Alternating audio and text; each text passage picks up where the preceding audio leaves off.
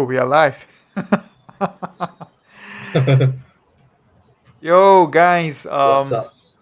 What's up? What's going on, everybody? Welcome to the episode 3 of the Football Juice podcast. And with me, I have Dan here. Dan, what's going on, man?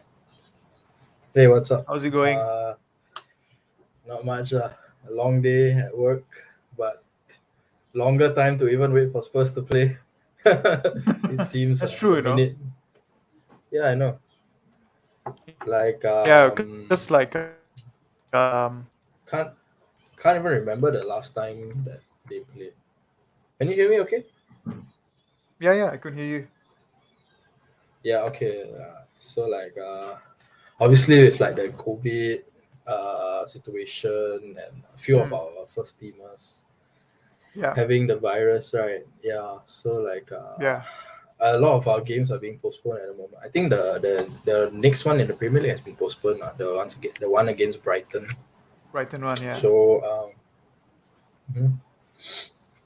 But we can talk about Spurs another time, lah. No, man. Later. Today is about Spurs, man.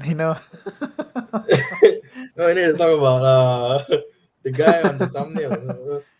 Hey, that's mad, because like the whole COVID thing is actually moving quite rapidly. In Yeah, terms yeah, of the like the how the government themselves they are they are putting in restrictions, and there might be like there's some talks of people. I mean, they are tweeting that Boris was saying yeah. that he would actually put a Christmas dog. He might actually enforce a Christmas lockdown. Is it? So yeah. So it's quite mad.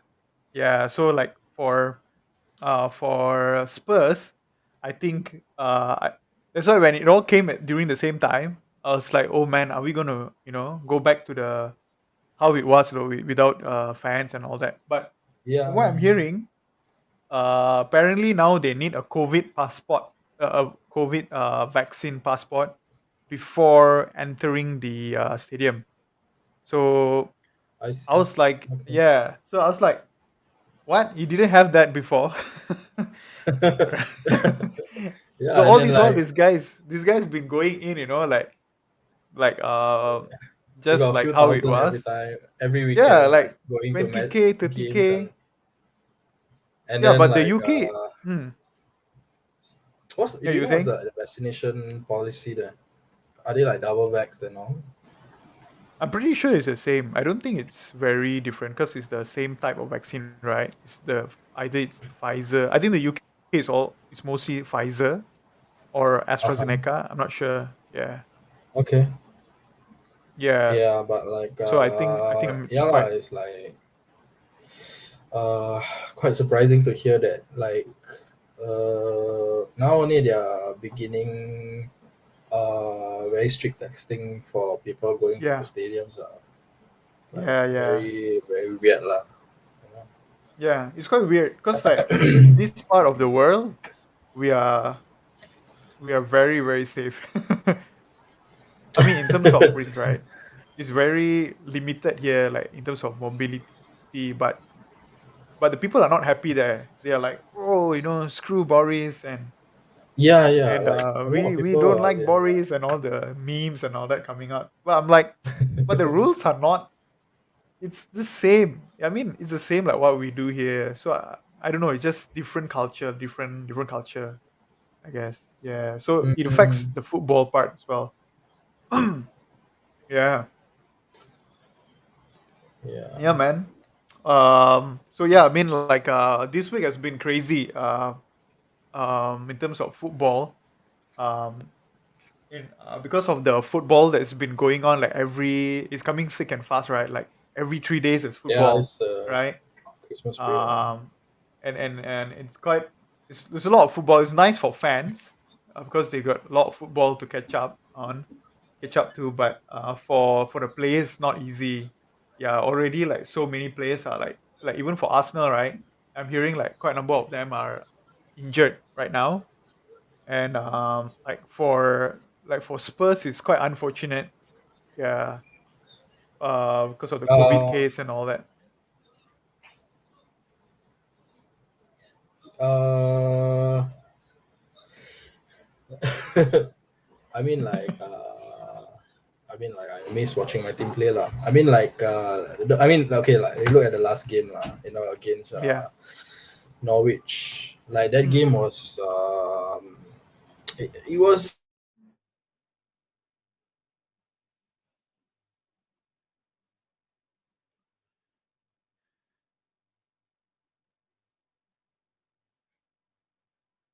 Dan, I can't hear you. Dan, I think you're muted.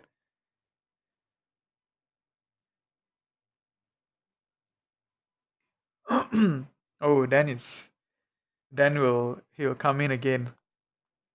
Yeah, guys, if you're watching and if you're wondering what we are doing here, I'm waiting for Dan to come on the stream again. Can you hear me?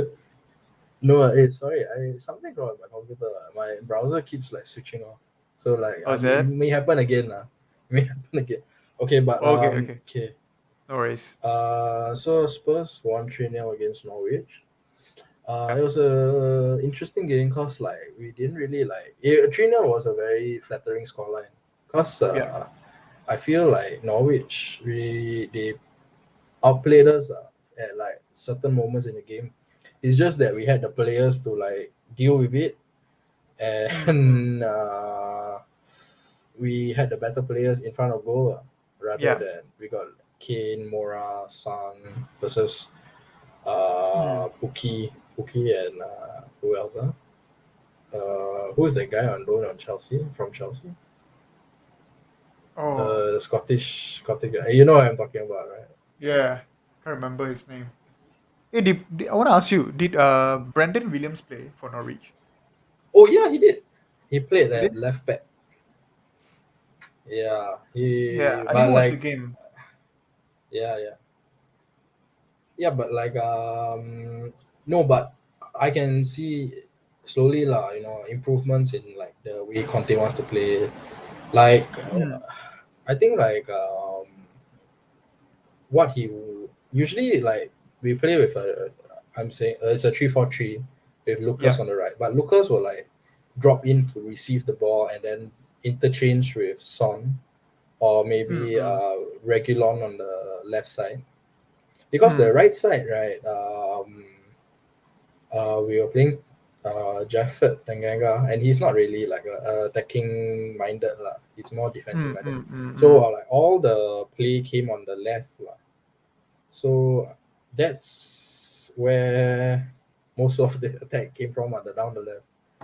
So Yeah. like Lucas would Yeah. drop in, and he would they would create like attacking plays lah. But Yeah. like what I see is like it's being drilled into them because they constantly do it and it constantly causes problems for them. Mm, mm, mm. Norwich. So like I like what I'm seeing so far. Yeah. Yeah. Like Uh, and then yeah, Oliver Skip. Yeah, the yeah, meme man. man. Amen. Yeah, because like okay, this is why it's interesting. Like how so I understand like for Spurs, you guys play like Davies on the left, right? Right, and then you No, no, have no. like no Okay, but Davies left centre back. left on the back, right? Correct. Yeah. He Davies, Dier, and then you have Sanchez, right? And then Yes, correct. Roy, correct. Then Royal and Regulon they push up, right? Busan Correct. Royal and Regulon they try to be that wing back lah. Yeah, Modern yeah, football, and yeah. then like try to push up and all. And then you have like Hoiberg and Skip in the middle or deeper a Yeah. bit. Then you have like so like I was just wondering how like Skip like I think he didn't get much of a game time, right? I think before. No, actually, he was on loan at Norwich. Actually, That's right. That's right. lah. Correct. So yeah, that's interesting lah. But That's like interesting. Yeah. he didn't really get a lot of game time because I think Harry Winks was on form back then. Correct. Like so, and he was playing in wings. Skip was playing in Wings's position. So Yeah. yeah, he didn't look great time. So like it was helpful for Skip to go out on loan so that he could Mm. like, and like we are so much better for it lah, now because like Yeah. he's really So playing well. yeah, he's playing well. Like apparently, like he did like his like tackles, and he was doing some like he apparently he tackled, and then he got hold of the ball, and then he did a pass, and then he did that again. Apparently, in like the last game, Norwich, I think. So like Conte said, like if he could actually improve, like follow his instructions and improve, like he said, like actually, Skip would be like the best in his role. So I was like, wow, Really. that's quite a big compliment from Conte, man. So he must be doing the right thing in the training. Yeah, but yeah, I mean like for Skip, right? I think it's quite surprising because like for Conte to, I mean if you are all following the news together, right? Like it's just recently that Conte was saying that the Spurs team is like crap lah. Yeah, Like yeah, yeah, like it's not in the level where he was expecting, or he just realized that the Spurs he job he is said quite. he said it in a nicer way lah, I Yeah, think. yeah. But we all know how he feels lah, knowing who Conte is. But yeah, I mean like, but then for him to like praise Skip after a match like that, I feel like Skip is going to be playing a very important role in the Conte system. What do you think? Yeah, I mean like I would agree lah. I'm kind of worried that maybe Conte would like, he at the back of his mind he's like, when the transfer market opens, I need to get like a proper guy that I know Mm, well, mm, someone like mm, maybe from Italy, like mm, so I'm afraid that could happen, but mm, mm, mm, mm. uh, I would say like if Conte can say that, right, then like I don't, then like, mm, then like maybe he sees him as a part of his system lah. I Yeah, don't think Højbjerg is playing like very well at the moment. maybe So it yeah, maybe could be like a new signing in the summer with Skip in the middle. And that would be impressive lah, considering like we have like talent lah.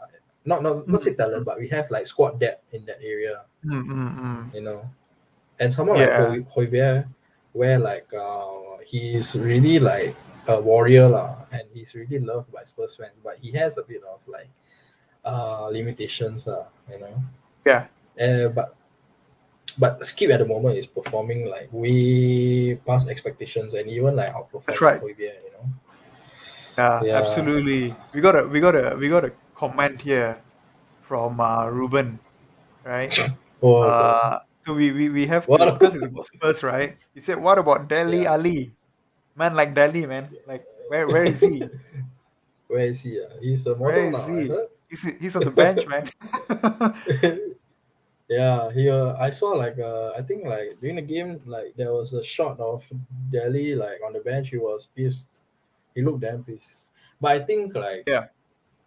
he couldn't come on cause like we also had an injury to Reggie and I think I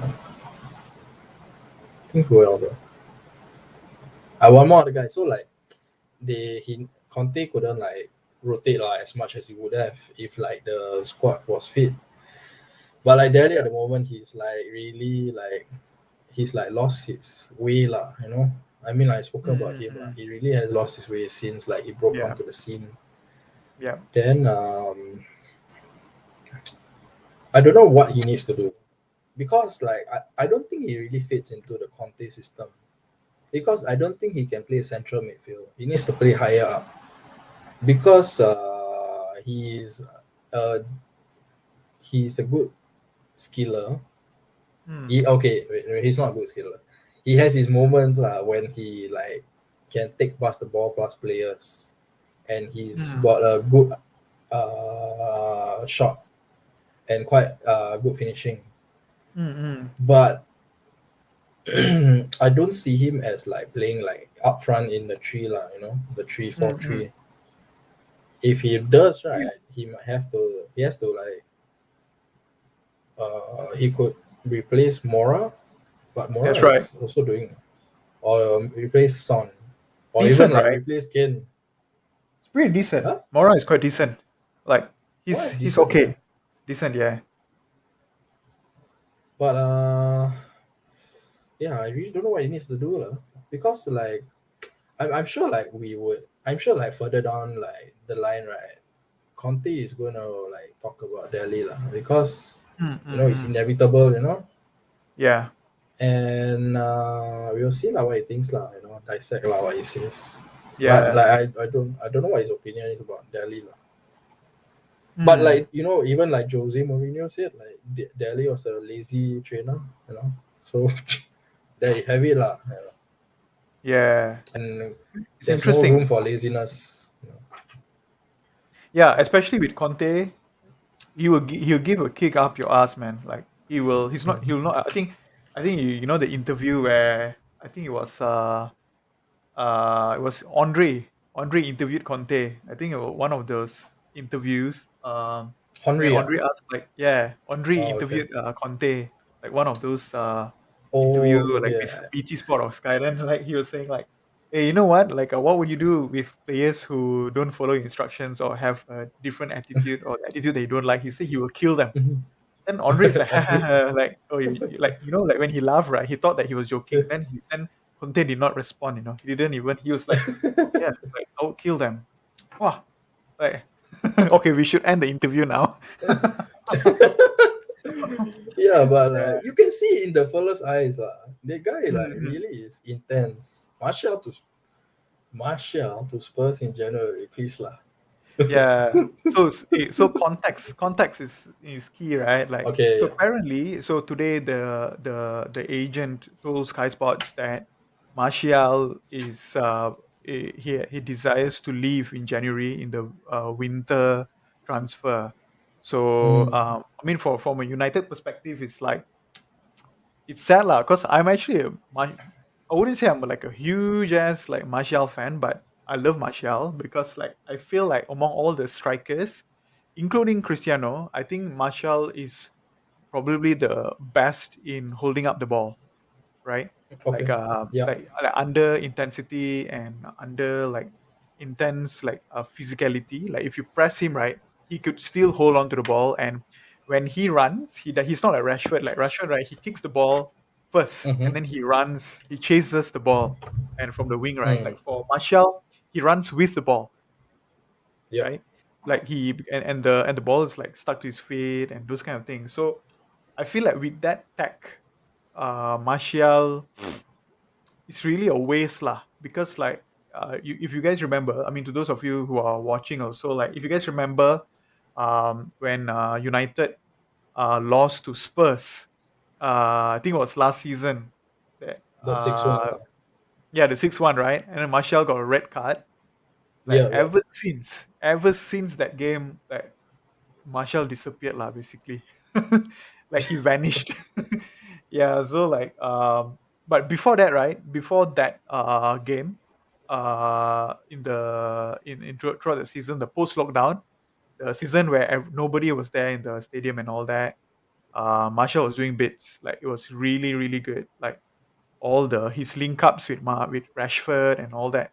So I was like, so that's the thing. That's the thing. Like um about Martial is like it's such a waste because he's a big talent.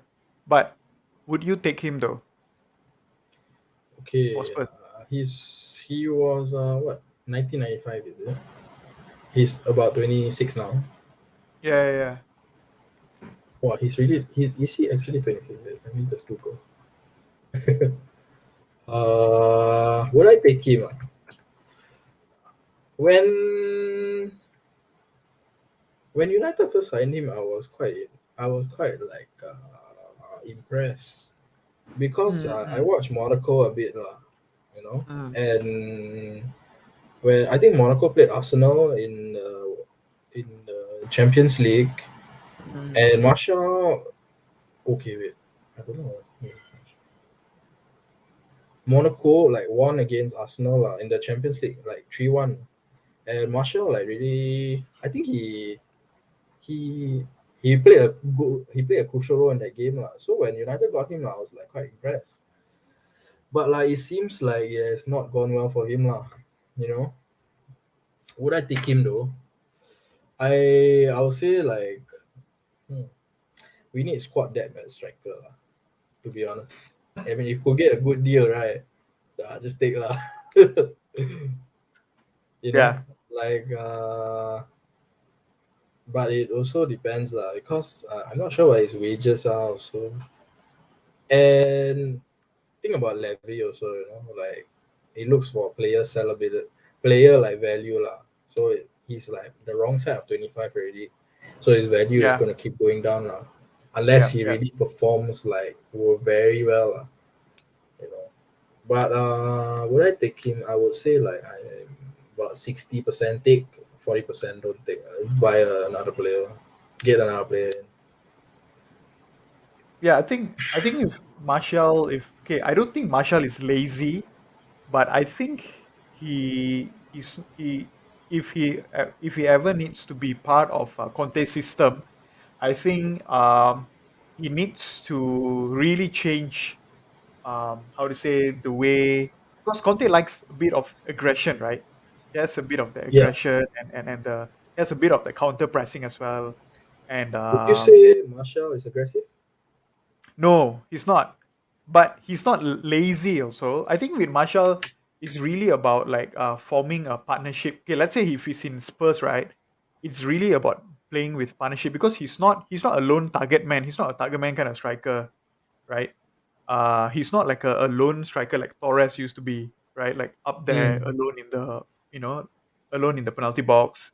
He's not that kind of striker. He's that kind of striker where you need to actually play with him. He's like a 4-4-2 kind of striker where like he needs to link up with someone at the top, right? correct. Yeah. So if he is like that kind of striker, so we probably need to partner him with someone else. Like if I don't know if Kane stays, right, actually it might be interesting because Kane can play a bit deeper, right?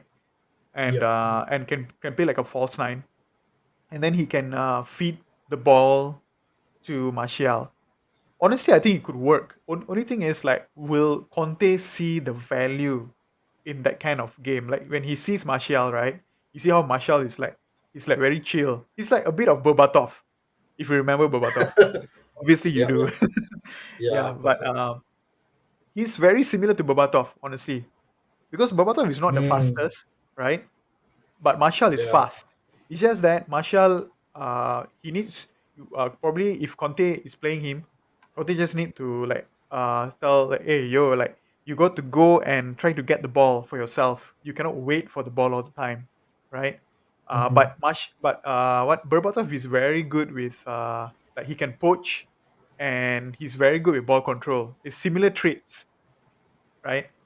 Similar Yeah. traits Yeah. with Martial, because Martial also has very excellent ball control and excellent first touch. Something that a lot of Mm. strikers, I mean, strikers, you need to have lah, except for Lukaku lah. Lukaku's touch is it's a different. I don't know how lah. Oh, he's still a striker, but anyway, yeah. I think for Martial it'll be interesting to see him play in a Conte system. Yeah, it'll be so interesting. We have another comment. I I don't think Um, it'll. Oh, Brian Hill. Yeah. Oh wow. Yeah. Brian Hill. Forgot he came. I forgot he was his first. No. Okay. Wait. Just on Marshall, right? Like yeah, I would say like it wouldn't happen, lah. You know. yeah. Yeah. Okay. I, Okay. I I Brian agree. Hill. It's fair to say that Martial won't happen because like the kind of like, striker that Conte would go for is, I think a little bit more aggression, because I would say that Lukaku is on the aggressive side when he was in Inter Milan, Yeah. right? He cut down some weight and all that. So I think it's fair. I don't think like Martial would be. like the Spurs, like Conte's kind of striker. But anyway, yeah, go Yeah. ahead, Ryan Gill. Brian Hill. Who Uh is that, bro? yeah, who is that? Even like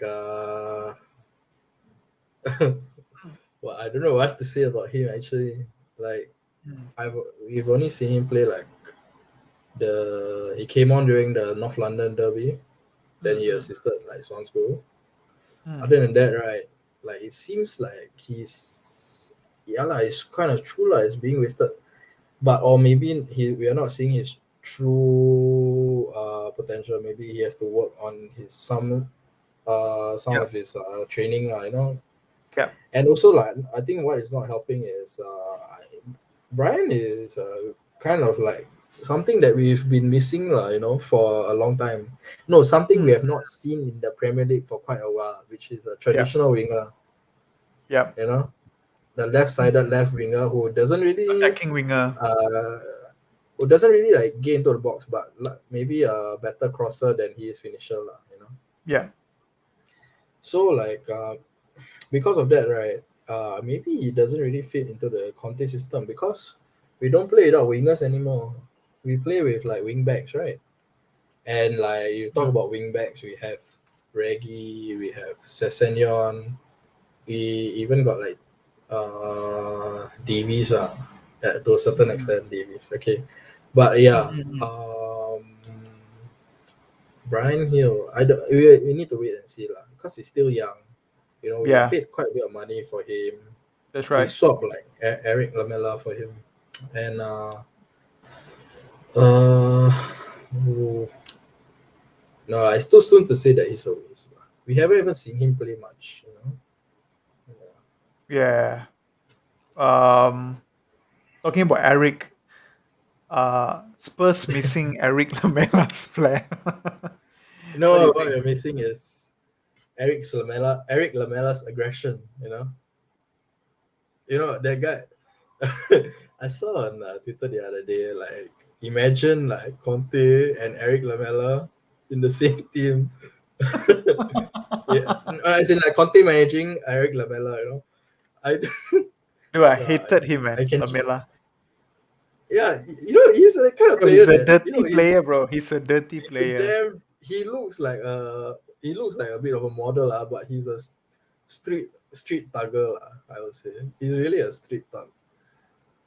Yeah, He's always moaning. He's always like biting people. No, not biting lah. But he's like being a nuisance. You know, he's damn irritating. bro. He But he like he winds really, people up, man, on the pitch. Like yeah, he will actually he doesn't bully, but he's the kind that like especially like with the 6-1 defeat with against United, right? You know how yeah. he purposely exaggerated the whole Martial, then Martial got red carded and all that. We He hated did. him, bro. Like, He didn't even fall. You know, he just like sat down on the floor and started to lie down. That was bro, we hila- bro, we despise him. I'm telling you, he shouldn't come back to the Prem. But anyway, like yeah, funniest thing I've Lamela in seen. contest system. That would be quite interesting. Ooh, that will be. I tell you, like, uh, uh Lamela, like one thing about him, you know, mm, his time at Spurs, right? Yeah. He spent like about 8 years, if I'm not wrong, and Spurs, Mm, and like you can argue whether it was a success or like it was a failure, but he gave us some great moments. yeah. I don't He think we scored have some seen a important player. goals. He scored Yeah, some he important did. goals, yeah. He scored some great goals. So he scored That's true. two Rabonas. You know, Like who would do he actually did another Rabona or something like that. When he went for the swap, right? Y'all swapped him, right? So where did he go again? is it? Sorry? Which Where do you which go? this which club again did he go to? Can't Sevilla, remember. Let me Sevilla, just Sevilla. check. Can you hear me? Sevilla, Sevilla. I think it's Sevilla.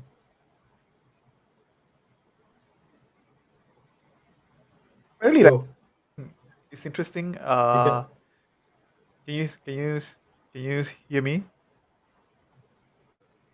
Yeah, yeah, can. Can, yeah, yeah. So like it. it'll be quite interesting because like you said, like Conte, I think he likes that kind of player. Like it's more like I think it's more like um if Lamela were to like actually come back, I think he has to it's either like Conte really wants a player like that, right? Mhm. Or Paratici, yeah, Conte really wants, and he tells Paratici to like Fabio Paratici like, hey, you know what? You made a wrong decision to send Lamela, like bring him back, kind of thing. It has to be that scenario because like Lamela is Yeah, like, there's yeah, I don't know. I no mean, like way although he he did can. a lot, but after the Pochettino era, like phased out, right? He just like declined, and that's it. But Yeah, anyway, that's yeah, I'll that's Eric. say true lah. And he also had like a very mysterious hip injury. You know that kept him out. Like it was like a very mysterious hip injury that kept him out for Mm, like almost 1.5 seasons. We Spurs fans thought he like went missing. mm, mm, mm. Really, Lamela and Conte almost the same as Alexis Sanchez role at Inter. Did you see Alexis Sanchez play at Inter under Conte? uh, he played quite a few matches, but nothing much to shout out about. Not It was a outstanding, more lah. of a like super sub. Yeah, Uh, yeah, yeah. But I mean, Lamela is uh, Eric Lamela is,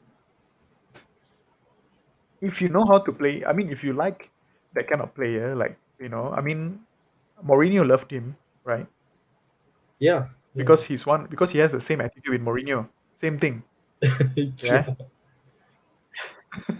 So like, if you like that kind of player, then you will thrive well, lah. But I think Conte is trying to Conte's system right now, my opinion, right, in Spurs is like is evolving.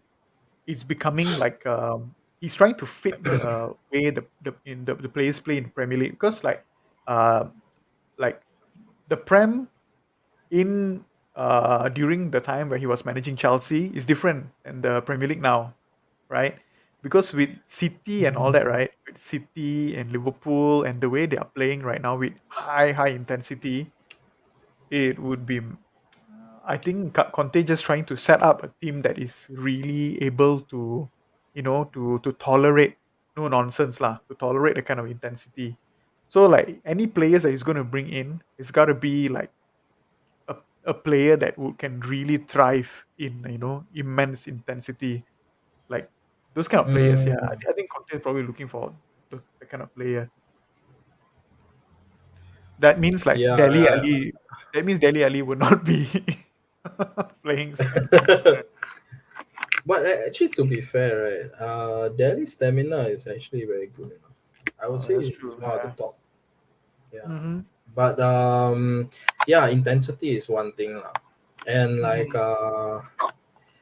I think that's why that when I watch Spurs at the minute, right? Oh, Mm-hmm. wait, let me just finish this point. Yeah, yeah, yeah. So Go like ahead, go ahead. Don't worry. uh I think when the last two matches I watched was Leeds and Norwich. Mm, mm, And I saw in those matches, right, when we in the first half mm, that we really just let the opposition mm. have their way, lah, you know. Yeah. And Norwich outplayed us and Leeds really outplayed us, lah. And maybe they Mm, should have, and maybe Norwich should have scored, lah. Leeds did, mm, lah. mm, But like always, right, what I noticed, like in the second half, they really upped the intensity, really pushed forward, and really just like took the game away from the opposition. that's right. And I think part of the reason why we are playing like that is because of the fitness levels, and Conte doesn't Mm, really have the required fitness levels that he wants of the current Spurs squad. So he's mm, like, okay, guy. Maybe he's like, this is just speculation, by the way. He's like, okay, maybe guys, like, okay, first half, I want you to sit deep, don't make mistakes, and if you have chances, try to take them. If not, we wait till the second half, and then we really kill them in the second half. You know, that's my Mm-mm. my thinking, you know. Would Conte last 18 months? I hope he does. I really hope he does. Like really, he's, you know, like you, when you watch intensity on the pitch, right? It makes Yeah. you like it feed you. You know, it feeds off on the stadium. It feeds off on the players. You know, Mm. when you see your manager like going at it, right, like that, Mm. you can't help but also get excited. You know, Mm. like yeah, like you know, I think I said this last stream. Like Diego Simeone, you know, the whole crowd and the players are all behind the manager. Yep. So yeah lah, I hope I think he will last 18 months. Yeah. Yeah. If he I doesn't, hope then he. if he doesn't last 18 months, then we are really hopeless lah. Seriously. Yeah. I think. I think he's the okay. This okay. If if there's anything positive that has happened to Spurs in the past 1 year, it would be Antonio Conte, man. Right? I'm sure you would agree. I think that comes after saying that the appointment of Fabio Paratici lah, right? Yeah. As a sporting director, like I think if there is anything that Daniel Levy or Levi, where or however you pronounce his name, um, if anything that he has done, anything that is positive that he has done for the past 1 year or past 2 years, is actually appointing Fabio as a sporting director, and then like appointing Conte as the manager, right? So like Conte and Fabio, I think they have the Italian football network. They have their Yeah. own personal, yeah, they have their own personal. So it's like a marriage made in heaven lah. Like so Mhm. I do see Conte being in Spurs for a long term. I'm not sure about 18 months because I hope he stays longer than 18 months. But I think Conte is the kind of guy where he wants to see where the club is at the end of the season. You get me? Mhm. Right? Like Yeah. after the season, he will probably think like, okay, if am I still the right guy to lead Spurs back to glory, right? At least in top flight football, like top four or top three. You get me? So I think Conte, he's here to assess himself as well. Like if he is the right person, let's say like he has done everything right. He trying to coach the player, put in the system, get him a player or two, right? And it's still nothing much of a progress. I think I'm not sure. I'm not sure. I could just say that probably he would leave. Like Conte himself would leave. Like Conte will resign. I think Yeah. he has the kind He of, has yeah, he the has the arrogance with him also, right? Like he will say, yeah. "Hey Fabio, hey Fabio, man." Like he will call up Fabio and say, "Hey Fabio, I know you're my friend and my mate and all that, but I don't think I could help your club anymore." Yeah, he's one of those guys, man. Like Conte, I think he's that guy. Um, there's another comment here. Okay. Wait, hold on, let me read it. Knowing Conte rejected Spurs in the summer for whatever reason, what must have the board promised him to convince him to take the job mid-season? Ah, one thing is money lah. You know, I don't think. Ah, let me think. I don't think Conte is the type to develop young players. You know, he's not. He's not really Okay. the type. He is, in that sense, he's a bit like Jose lah. You know, he likes to buy players that fit the system. You know, and if he sees a player that does not fit in system, instead of finding someone in the youth or maybe another player, he will say, "Okay, I need so and so player. Get me this player." So, if Conte can commit to Spurs for 18 months, then it seems to me that the board must have promised Antonio that he is free to spend in the January transfer window as well as the next summer transfer window, you know. Mm. And I think another thing that helped was also was Harry Kane staying. because earlier when Conte was being linked to us, right? I think one of Mm. Conte's first requirements was that Kane must not be sold at any price, you know. Okay. And then so like maybe because Kane stayed, sorry, my camera shaking. Okay, maybe because Kane stayed, then Conte maybe thinks, okay, maybe this club is serious lah. You know, they got ambition. They are keeping their star striker. You know, England's number one. You know, he wants to leave, Mm. but no, but Spurs said no. Okay, maybe they have some backbone. So maybe Mm. Conte appreciated that, and I was like, maybe he committed. You know, uh, what other things? I think the main one is signings lah, because now we are not at that level, you know, to compete for the very top trophies lah. I think at Mm. the very moment we can compete for Europe only, like not even talking about Champions League, maybe even Mm. Europa League. You know, I'll be fine with it lah. You know, but if you could sneak top spot, it'll be amazing.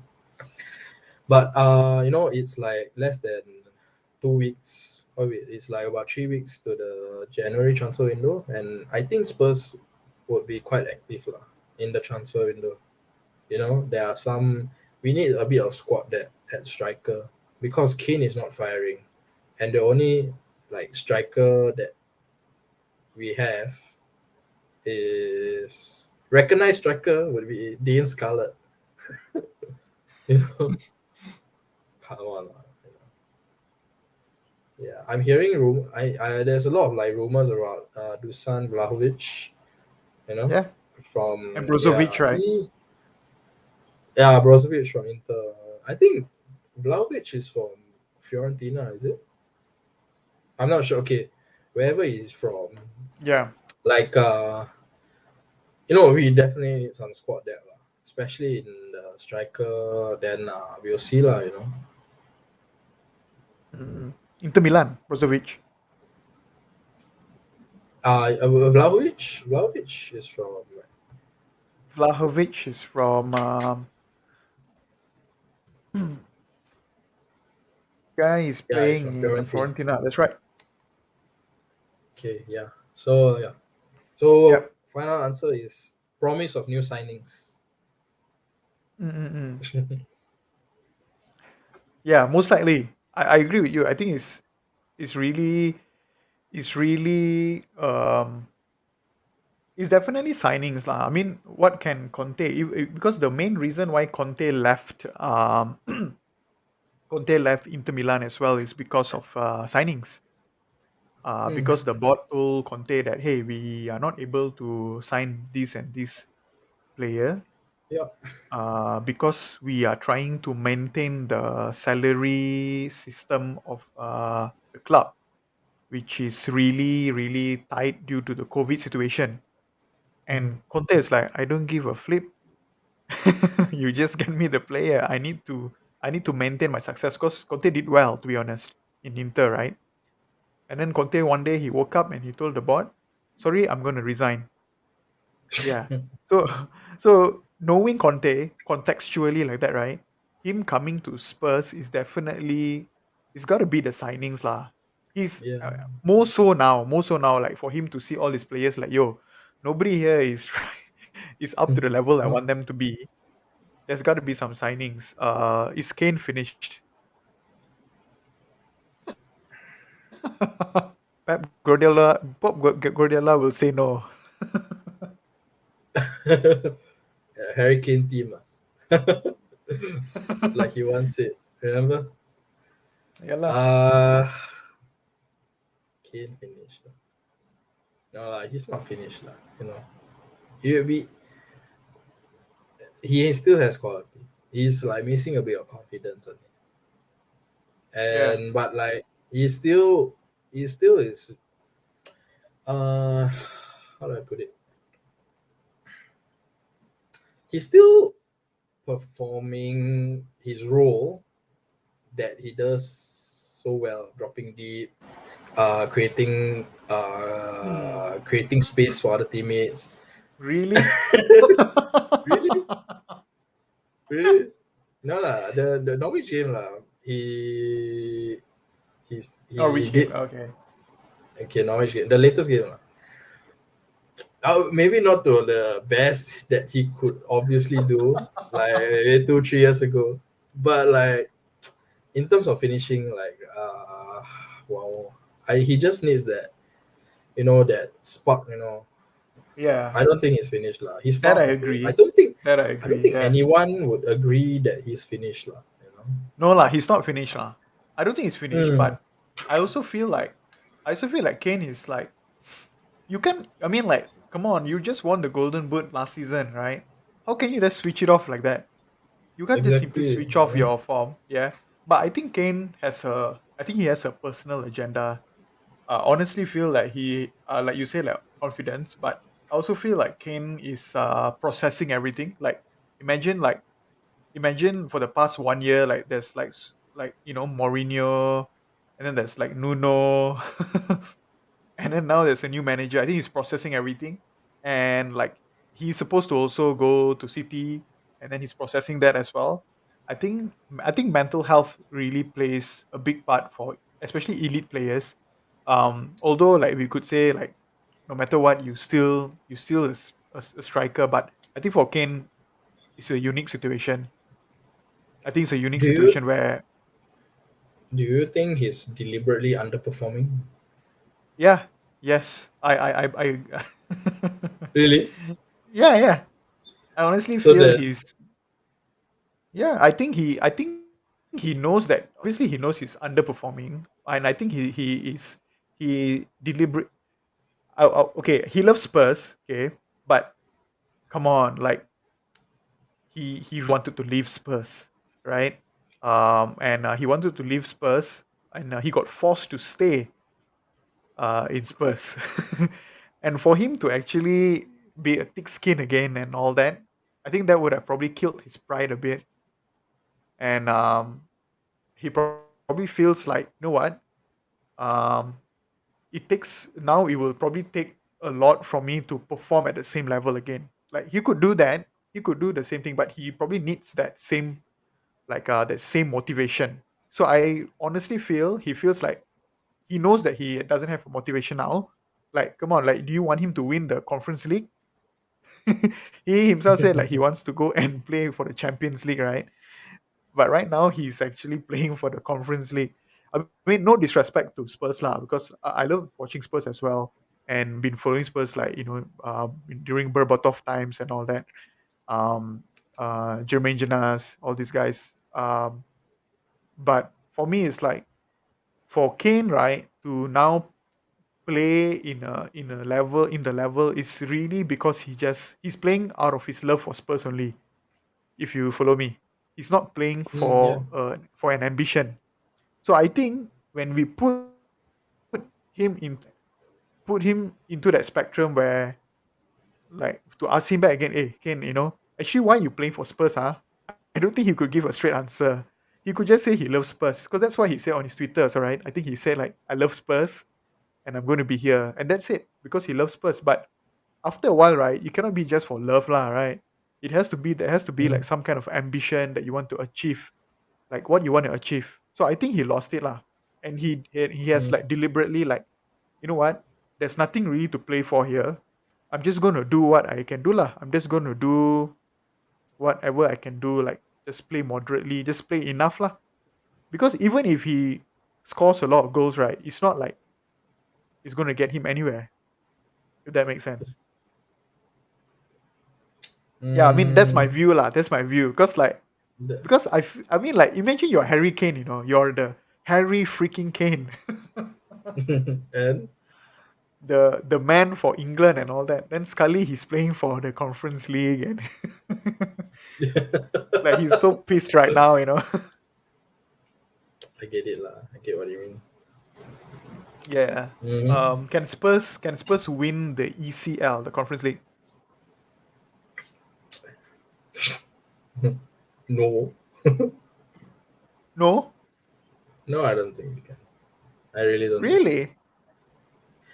Yeah, and like I don't think I don't think the players are motivated to play in the conference league. To be fair, I think they have the quality to win it, lah, you know.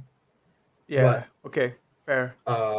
they don't have the mental strength to see it through until the end.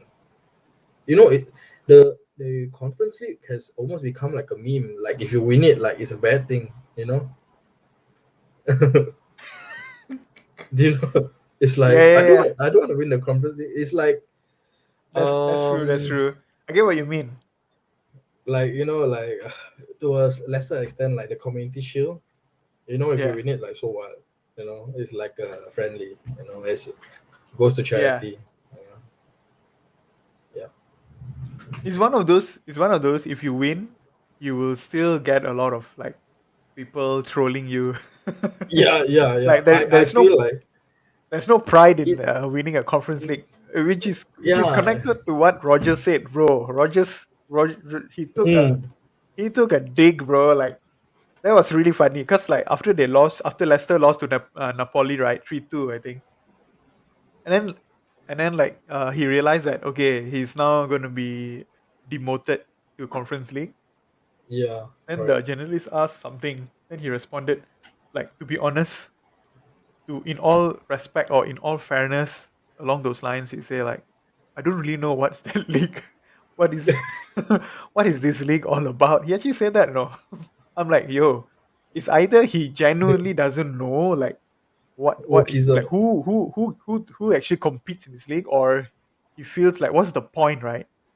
I think that's Wo- so he summed it up wo- perfectly, lah. He's like, what's the point of competing in this league? yeah, yeah lah, of course lah. You know. Uh, which other English team is in the Conference League? No one. I have no idea. Yeah, no, I don't think. I think it's like Spurs and Leicester.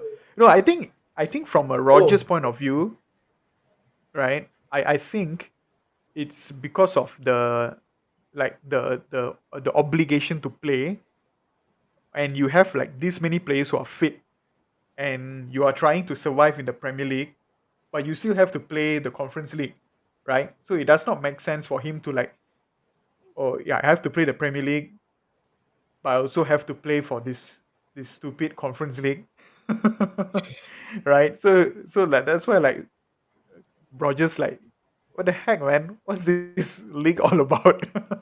Like, why do you have to do this to us? Kind of thing. Yeah, you were yeah, I saying, yeah. get it lah. I get it lah. I really get it. Like you know, it's not the most glamorous competition, but like, I think like you know, you looking at it uh from the EPL point of view, Mm, like maybe it doesn't matter much the Conference League to the big leagues around Europe, but like to those like leagues where the teams are lesser known, you know, like for example mm, mm, Slovenia, Slovakia, these teams here that get a chance to play in the Conference League against mm, like the other teams is mm, like huge for them because they may not mm. have the financial backing of the other player of the other like giants of the Europe lah. What's up, my man? How are you? Yo, What's up, guys? can you- Can you guys hear me good? uh, yeah, yeah, yeah. Yeah, I can hear you good. Yeah, cool, cool. You okay? Yeah, I'm How are chilly you? here in Genting, man. Oi, Oh I'm in Genting. yeah, Genting, chilly. Oh Yeah, man, nice, very nice. cool. It's like winter, What's bro. up? It's winter. it's like being yeah, it's quite chilly lah. With the wind and then rain some more, and then Uh, Dang. what's that? What's So that to do in Genting what's now? sorry?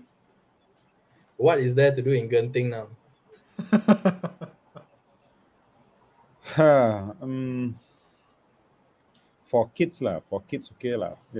For kids, Yeah, I there's see. indoor theme park and those sort of things, and then arcades and stuff. My kids are enjoying their time out here. You know, that's nice. Okay. Mm, not Yeah. not so much for the parents. Not so much for the parents. The parents is just you know spending money. Parents is just spending Yeah, money. Everything is expensive here, bro. You don't think crazy, it man. is. It is. It Oh is. yeah, Did you yeah. get to Crazy, try the steamboat? expensive. I don't know. I did not Are you try the trying the steamboat, steamboat? but yeah, I wanted to try this one shop burger and lobster. So Hmm. Oh, in the okay. end, and then I had a look at the menu, and the burger lobster cost like 80 ringgit, and then I decided fuck off no need So I told my wife, next time if you want to eat here, we just come the two of us, no need with the kids, expensive. I yeah. We're talking about So Spurs now. yeah, please continue. I'll just Spurs. jump in whenever. Yeah. No lah, No you worries. No finish lah, worries. finish it. Hey, Spurs match got postponed. Yeah, Yeah. I heard like eight to nine first teamers. I think that's Maybe if more. they I think if they more than allow, that. yeah, if, yeah, okay, if they allow the game to go on, then Spurs will definitely kena one. So bagus juga they postpone. That's right. yeah, yeah, yeah. Hmm. But I don't know how long they're Hmm. gonna postpone for. I don't know why it's just Spurs. There's no other team that is affected, right? Yeah. I mean Norwich So also. you Norwich. so you Norwich think played it's Spurs. hmm.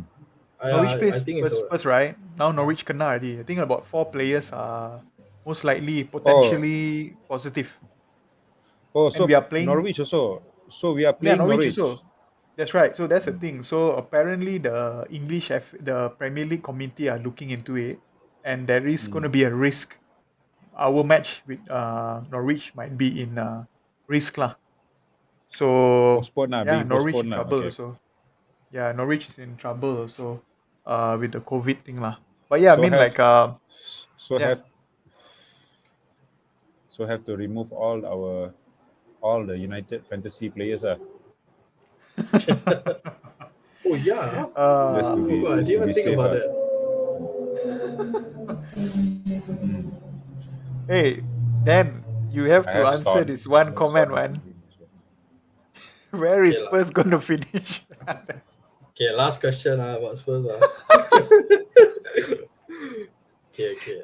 Dan had a series of Realistic. 10 questions, man. On Spurs. No Come lah, on, it's man. not. Come on.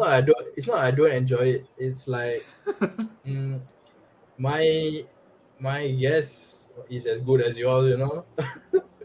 But where is Spurs going to be at the end of the season? Okay, let's think about this logically. The first top three positions are all settled. It's either going to be Hmm. Chelsea, City, Liverpool, in like some order Yeah, like that. Okay, yeah. so realistically, there is United, Arsenal. No Arsenal Uh, bro. Come on bro. yeah, No Arsenal bro. United. Okay. United, Arsenal, Spurs, and Yeah. West Ham. perhaps West Ham. West Ham. Hmm. Hmm. Okay. Fair. Then Yeah. I think in terms of form, right? Maybe you can put Spurs out of those four. You can put Spurs third or second. I would say. Oh, among that four. Among the four. Okay. Why Okay. why is that? Why why are you not being No. optimistic? Why? Why? No, I'm being realistic. What? You must Okay. Okay. must Okay. be realistic lah. Realistic Okay. lah. I cannot say like, oh, I want to play in Champions League, so like Spurs must be fourth. Must see lah. My No, no. realistically, right, I would say fifth. Fifth or sixth. If we get fourth, right, wow, it's really considering like we sacked the manager Hmm. partway through the season. The whole Hurricane saga and Hmm. like And your squad depth, other things. you don't have any squad depth. So if you That's the get Yeah, thing. fourth, squad that'd depth. be crazy. Yeah. So like I'll say fifth. All right. That'll be awesome. If he That's gets fifth, that's quite an achievement, mm, honestly. I mean that's like actually my prediction for Spurs actually this year, fifth. Yeah, fifth. it's just because fifth. Just because United has too much of a squad, compared to Spurs, and also we have Rangnick as well. For Spurs, okay, Yes, the sir. squad,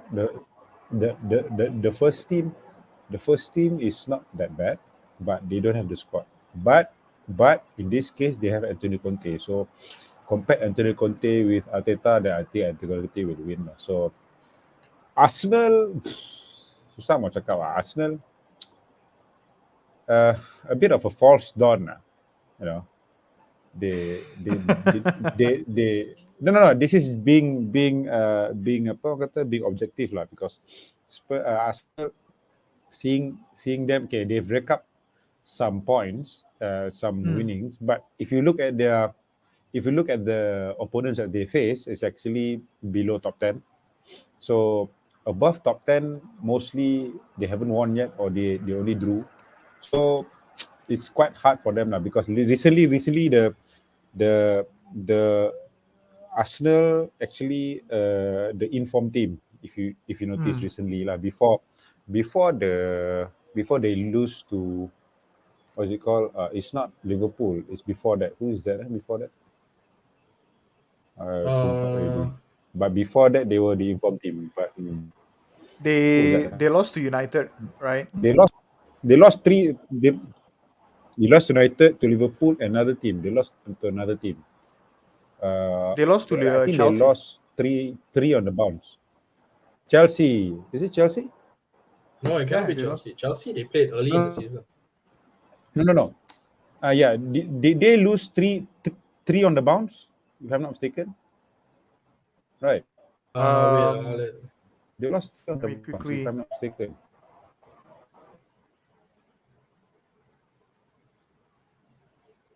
Just been to match lah.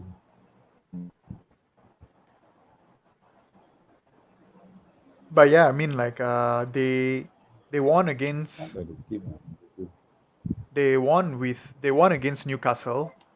They won with Watford. They lost with Liverpool, and then they played Newcastle. They won, and then they lost with United, and then they lost with Everton. Oh, they played Liverpool. They lost. They Actually, lost the against Liverpool game- Everton. Okay, they lost against The Everton. last game Okay, lah. right. The that was Mara the last Gray. game. The Murray So Gray. Yes, sir. So in the last 4 games, they've lost 3 times, and then they won against Newcastle, which Yep. Newcastle, everybody is expecting to beat them, so you Yeah. know, that's what Arsenal are all about. Yeah. Unfortunately, But yeah, unfortunately for Jasmine. But what do you think? What do you think about Arteta? Like, is it the players, or is it Arteta? What do you guys think?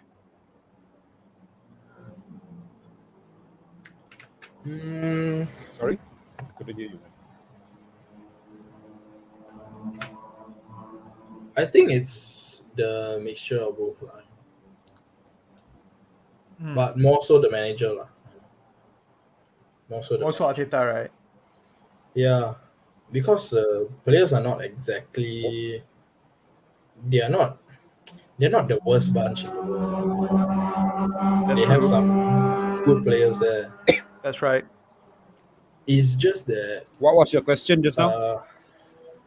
I was asking, like, is it the players, or is it the manager for Arsenal?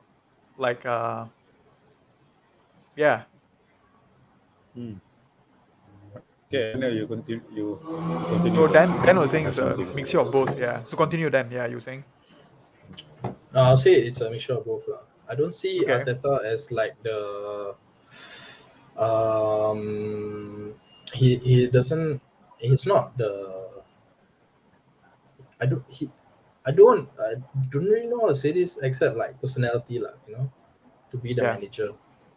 It feels like he is still learning his way to be a manager, and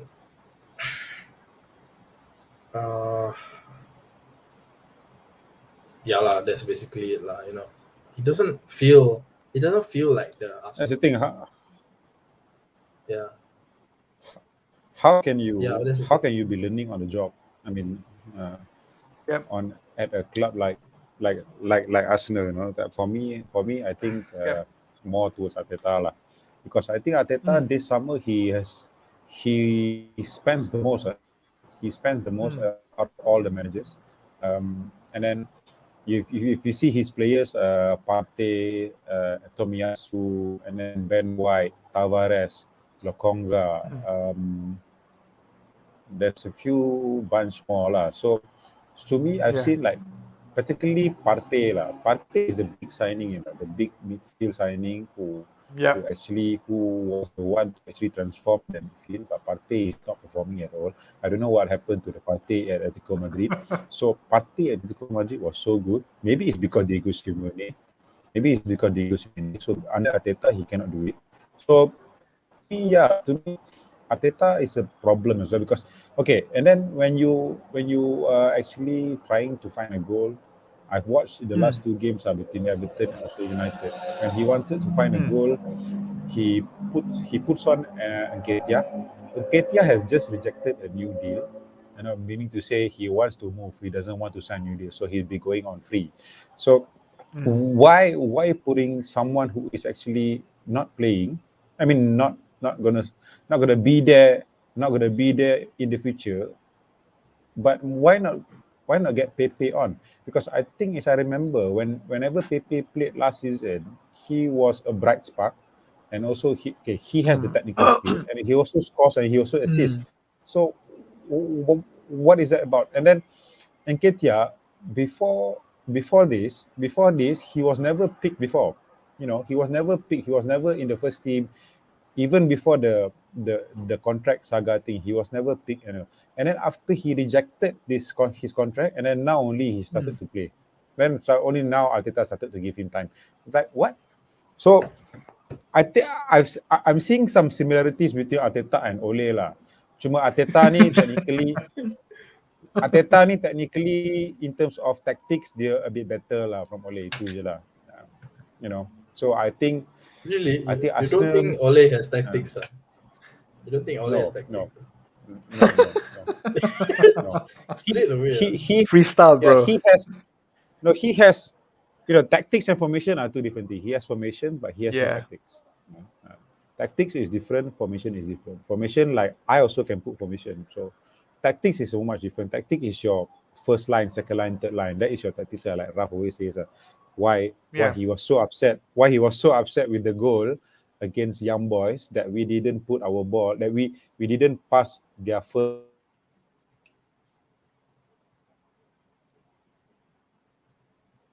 Did he? I Can think you hear his him? line. Yeah. I think his line was interrupted. But Hello? yeah, I mean, So 100% agreed. 100% agreed to Fami. Can you hear us, Fami?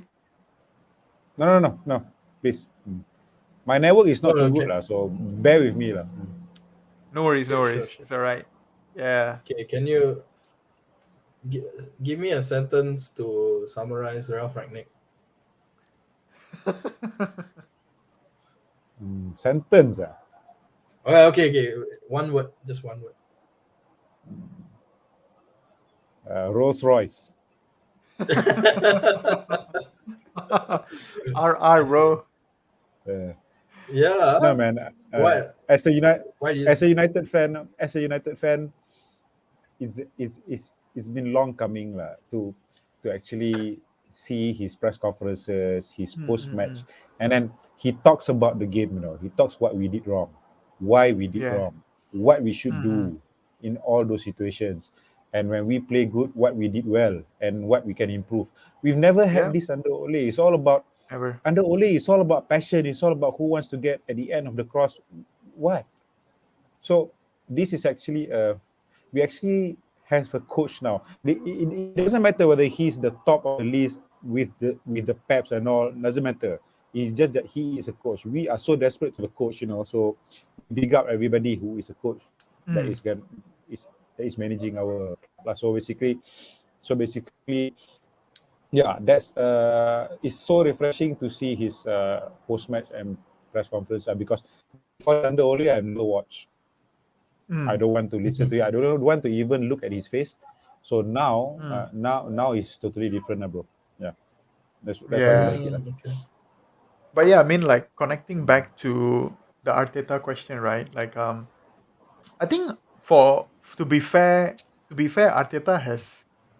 I don't think he is. I don't think he's the kind of manager that would want to that will actually um how to say get the players to okay get the players to top flight football, if that makes sense.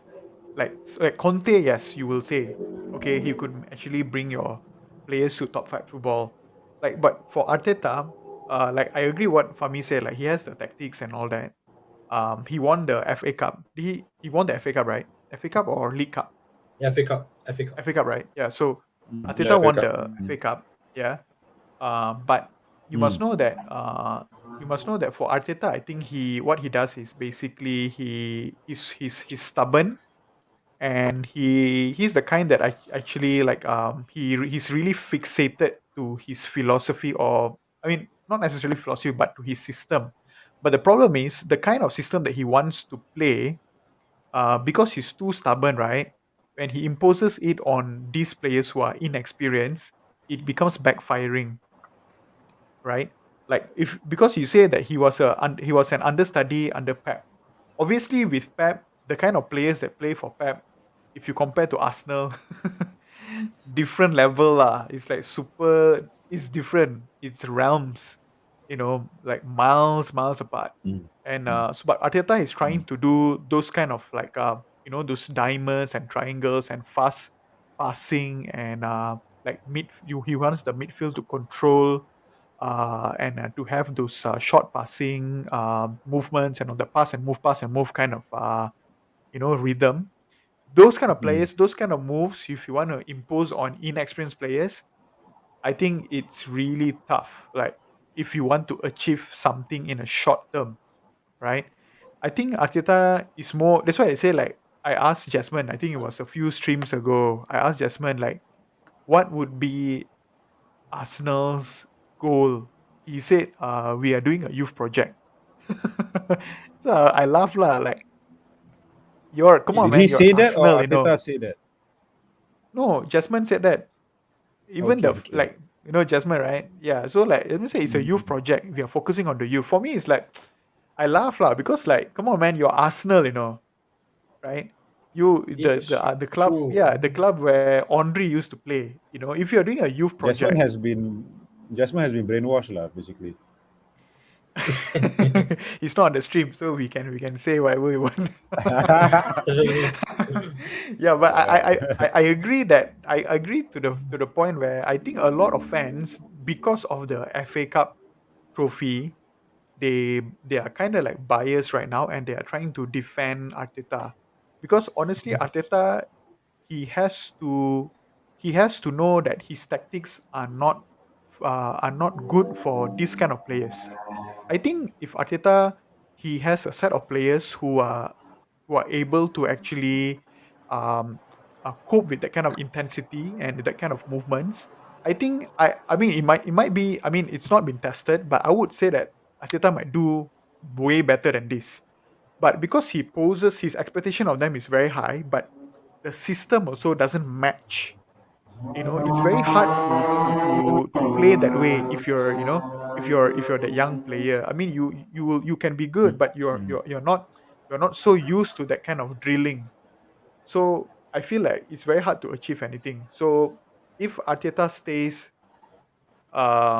it I think Arsenal is just going to be like that. If he doesn't, if suddenly like Arteta wakes up tomorrow and then he changes everything, like he suddenly becomes like a Pep Guardiola or what, then we might see something. But I don't think he's like that, because I think Arteta is pretty stubborn. Ayman in the comments say like, Arteta is a football terrorist. He can't manage the squad, and he said that he shipped out Saliba for no I'm actually reason. quite in agreement with I'm actually in quite agreement with Aiman lah, because if you see Arsenal play, because I watched them quite a lot this year, just to see what it's all about lah, So if you see Arsenal, whenever they have lead, whenever they have a lead, they will sit back, they will sit back, and then whenever when the team came back and then let's say drew 1-1, and then only they will come out again. So that's the problem with that's not the players that's basically a tactical thing that has been forced onto the players. Whenever you lead, whenever you've gotten into the 1-0 up, and then you need to sit back and then go on the counter or things like that. If you see I don't know, I noticed that I noticed it very very clearly even versus United, versus United, they were quite on. They were for the first few for the between the first minute to their goal, they were actually pressing us quite a lot, and then when they got the goal, they came into the shell a bit. They sit back, and then United got the upper hand, right, if you remember, and then we got the goal before half time, Yeah. and then the ascendancy went on until went on for the start of the second half, and even versus Everton as well. Even versus Everton, Mm. um, who scored first? Okay, they scored first, right? Actually, Everton, Richarlison has 2 goal disallowed. Richarlison could have had a hat trick, Yeah. and then the offside was like like your tali kasut punya length, kecil, the Mm. offside. So The second one, right? That's so the one. yeah, the second one, yeah, very very close, and then yeah, Yeah. when they scored and then they sit back, and then Everton came to them, pam pam pam pam pam, and then Everton finally, I think, deservedly got the 3 points lah.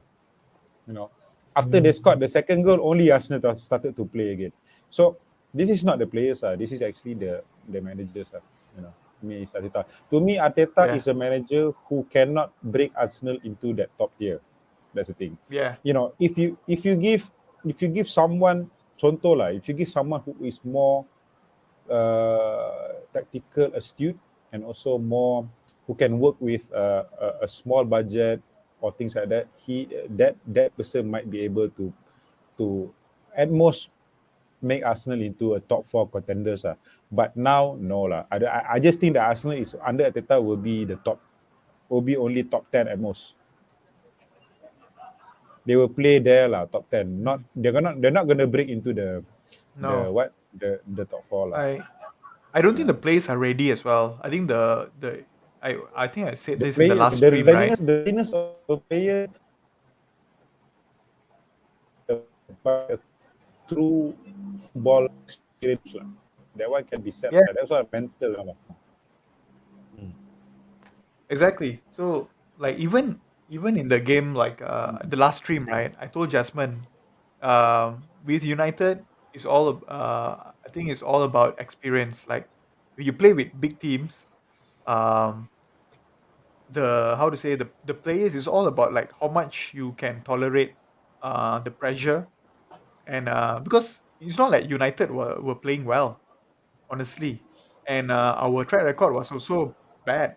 But when they played against Arsenal, Arsenal crumbled. They crumbled against Ronaldo. When they saw Cristiano, they saw Cristiano like that. They all want to take a bow already. Like what's his name? Smith Rowe. They all like want to worship him already. Like those kind of thing. Like it matters in football where like after a while you will crumble if you don't know how to take charge on the pitch, like say, hey, you know what, we're going to serve them right, we're going to play well, and I'm going to dominate. So those kind of attitude is beyond tactics, is beyond systems. Those kind of attitude can only come through experience, and if you really really confident with your abilities, like you are really really confident with your abilities. Hey, So this that's what I'm saying. Yeah. this Aiman comment on Saliba. I mean, Saliba has been performing very very well in the League One. I don't know what's Yeah. wrong there. I mean, they have Saliba. They have, what's the guy with the curly hair? What's his name? The Who? midfield guy. Uh, The Arsenal solo loan him out. Arsenal midfield, oh, center midfield player, Guendouzi, yeah. a curly Guendouzi. Guendouzi. Guendouzi. Guendouzi, yeah. Guendouzi, yeah. Guendouzi is cooking in League One, bro. He can play actually. So that one is Attitude under problem, I Arteta think. lah. Some kind of Maybe attitude problem. yeah, maybe attitude problem. Also, maybe Arteta also. I don't know lah. Maybe Arteta pun tak berapa bagus nak handle all these players, So, you know, Mm. we You have were Saliba, saying, and then Joe. you slap 50 million. Joe, you were saying, what, like this Smith Rowe and all this wanted to worship him. Yeah. No, like, you see, right, that kind of attitude, right, you cannot train it, you know. Yeah. It only comes from big egos, you know. Yeah. Yeah. You know Yeah. when like those big egos, those big players who have been there and done that, right? Yep. And Arsenal do not have a player like that. I don't think even Yeah. Thomas No. Partey. Yeah, yeah. No. The one, I mean, like we all thought like Aubameyang would be the one, but he's a bit like he's very happy-go-lucky. He's a very free spirit, lah. I feel. Mm. Yeah, they are missing that. That Zlatan, that Ronaldo, someone to like, hey guys, focus. Let's play our game. Yeah. Yeah, that's what Yeah. I I feel. mean, Okay, 100%, man. I 100%. That agree. Like is true. I Is this agree kind with of things? Jasmine. Yeah. Youth project. It's a youth project lah. But the thing is, how long is a youth project? That's the thing. Yeah. But yeah, I mean, like that's the thing. These kind of things, right? You cannot teach like attitude wise. Like, hey, you know what? Um, because when you are over reliant on the system and the tactics, right? You can only do that with managers like top tier managers like Pep. You can over rely, like you can really really rely on his system and win a game, right? Mm-hmm. But when it comes to certain managers, like you're not really like the top tier kind of manager. You are decent, right? You need to have some individual brilliance, right? And individual brilliance come in like you need to have 100% belief in your abilities, and you need to have that arrogance as well. Like, I'm in charge, I will dominate the game today. I don't care if I'm the defender or I'm the defensive midfielder or I'm playing striker or I'm playing winger. I don't care who is. I don't care if I'm going against the best defender or I'm going against Cristiano. Yeah, I'm going to dominate yeah, my role today. yeah. So these are the It's kind of about attitude it's where, about it's about dominate. yeah, Mm. it's about putting Mm. your Mm. is about telling everybody like, hey, I don't care if this is Cristiano or I don't care if this is Yeah, Messi. I'm going to serve him right today. So that kind of attitude, we yeah. do. I don't think we see it in Arsenal. You don't see in a manager from Arteta. We don't see in a manager Yep. called Ole. So the top managers always want to control a game. Want to control. No, I don't care what you say about Ole. I just he's not it, bro. Yeah, let's see who is going to hire him. I don't think anybody will hire him except for maybe a club in Norway or something. So, um, to me, it's all about control. You need a control in a game. In a game, if you want to win games, you need to control the game. So that's what Raf always says. I mean, he says quite a lot, control about controlling Yeah. a game, because the last three years under Ole, I never remember. I haven't got any idea when we did control a game. Mm. I tak ingat langsung. I don't remember at all. So maybe we won a few games, but we won it using counter attacks, maybe individual brilliance. We don't have any control. Like for instance, the other day versus Crystal Palace, I can see that we control the game. Because David De Gea has nothing to do basically. Yeah. Normally, David De Gea would have to make like 2, 3 top saves every game, because United are a team under. If you look at the stats in the league, United are actually on the quite at the bottom of shots received per game. So De Mm. Gea had nothing to do basically. He had nothing to Mm. do. And then for me, when I watched that game, that's the first time in like 3 years that I don't see us actually losing the game. I don't see us actually losing the game. I don't see us actually conceding a game. Even with Maguire Yeah. there, that's the thing. Yep. It's all about the manager. And then the players have been saying that, okay, Raf is quite intelligent, and then also they say that Raf knows what he wants and what he needs from us. So it's quite a breath of fresh air, like, Yeah, Look, that's right. normally, if I look at normally, okay, before this, under Oli, if I look at United fixtures, I don't know where the win will come from. Okay, I would think like, okay, this we will lose, this we will Mm. draw here and there, blah blah blah. But Mm. for now, the first game under Crystal Palace, I don't see any reason why we should lose that game. I mean, in terms of the Mm. play, in terms of the tactics, the pressing, we were very Yeah. very comfortable, and I don't even think that we were going to lose. We were not even going to concede. That's the thing, lah. That's about managers like Arteta. You can see that. You can see that he's not like that. He's quite similar. Sorry to say, lah, but he's quite similar to Ole, lah. To me, like, it's just that Yeah. he has a bit of, No, yeah, 100%, because like I actually respect Arteta. Honestly, I do. I also think that he has a bit of grit in him. Like he has a bit of like arrogance in him. Because I saw that when they were playing against Liverpool, yeah, like yeah, yeah, yeah, he tried to like fight with Klopp and all that. But the thing is, um, yeah, it's okay yeah, to yeah. have all that. I mean, that's I respect him. I respect Arteta, but I feel like Arteta, like Mm. he's trying to make them play in a certain way where I don't think his players are ready for it. Like you really you need to make to gain anything in the short term. I don't think he has the mind for it. You get me? So like for me, yeah, I mean I would totally understand if Arteta is actually being Yeah, sacked lah soon. I get your point. Yeah, I get your point. Yeah. No, so the question is like, can ex-professionals cut it as top managers? Or the media overhyping Mm. the story. Honestly, guys, like to those of you who are actually um watching and all that, right? Like honestly, football, a fairy tale story is always a nice story to write.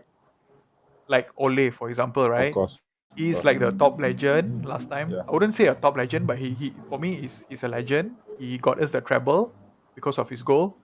Um, So he came back, and that all that is actually like a fairy tale story, right? Like Cristiano Ronaldo as well. Like he's a top player, and he came back to United, also a fairy tale story. But honestly, it is in football, right? As much as you want to be fairy tale, you have to be objective. You have to be Mm. objective.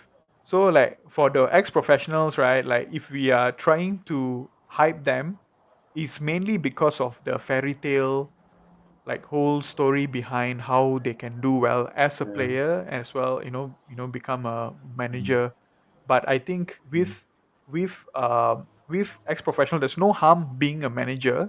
It's just that my advice, right, like from a fan perspective, I would say like they should go and manage lower tier clubs first, Yeah, exactly. I was and about to then say, yeah. Yeah. Yeah. develop them, do well, Mm. have a good track record, and then slowly get promoted.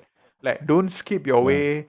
There is no Mm. shortcut to success lah, honestly, especially There's in no the shortcut. objectivity. Football has no shortcuts, bro, unless you are Yeah. tremendously good, lah. So yeah, like for you to have no experience and to immediately go into a top team and then learning on the job is not a way to go, lah. They're trying to do Yeah. like United and Arsenal. They're trying to do what Barcelona did with Pep, you know. So, but Yep. Pep, okay, even though Pep hasn't managed a top team before he got his first gig under Barcelona, but he was with the reserve quite quite a number of years, right?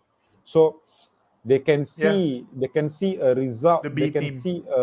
they can see a result, they can see a performance under the B team for quite a number of years. So Mm. that's why they actually jump on it lah. So like Yep. Arteta has done nothing basically, you Mm. know. So it's for Brian Lim's question. Yeah, it's the latter, bro. It's actually the overhyping lah. Like Joe said, it's all the fairy story tale, all that crap. Uh, it's it's not turning into a football matter. It's turning into a player or a manager matter. So it's not Yeah. the way lah. Actually, it has to be the football club first. Whoever lah, apa-apa Yep. pun the football club will be the sole priority lah, number one. and then slowly you build the thing up lah. I'm okay if let's say they took Arsenal takes like let's say hypothetical let's say they take Arsene Wenger back. Let's say they take Yeah, Wenger back, and then yeah, Wenger Wenger take Arteta as the second man. Then there's something to something to build on lah, because yep, there's someone who is actually experienced, experienced in doing a mm, youth project. Arsenal is experienced. yep, Wenger has done a lot of youth projects. So yep. that's what that's how they should go lah, the way they should go. But yeah, I'm reading this. I have these two books, like Pep books.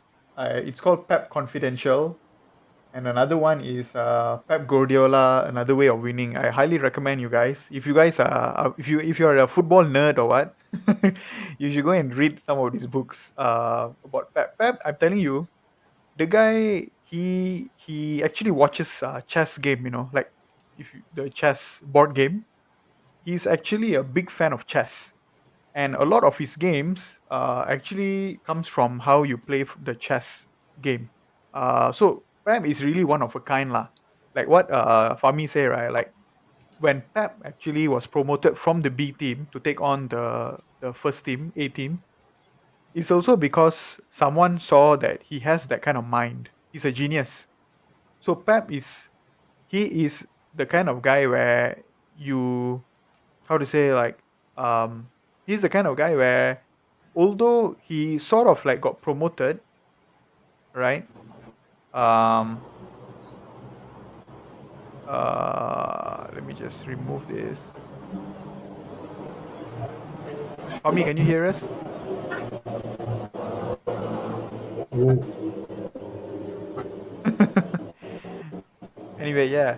So like he sort of got promoted, right, from the B team. But Pep, if yeah. if you guys go and like read up about him, Pep is like one of a kind, man. It's like one in a million, like in terms of how he thinks and how he implement things. And you could see his success like so yeah. apparent, and that cannot be replicated with others, not because they don't watch chess or what lah. but because like the other managers, a lot of them is because they have a good brand, like Arteta or Ole. They, when the club hires them, it's because they are legends.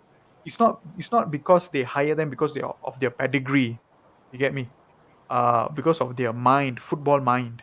You need Mhm. that's because you are a football player doesn't mean you can No, you're be a talking about football you're, talk, coach. you're talking about Pep, or you're talking about Ole? Pep, No, Pep. I was just saying, like, for Pep, right? He's one of a kind, right? Like Mm. like he kind of like got like a shortcut from the B team and then got promoted to the first team. And then you see some fans are saying like how, why can't we view Pep like other managers? Can we give chance to other managers like how they given chance to Pep? But the issue here is Pep is, if you want to know about Pep, you should go and read the books about Pep. Like I was just saying earlier, like, you should go and read, and then you will truly know, like, hey, this Pep is a psycho.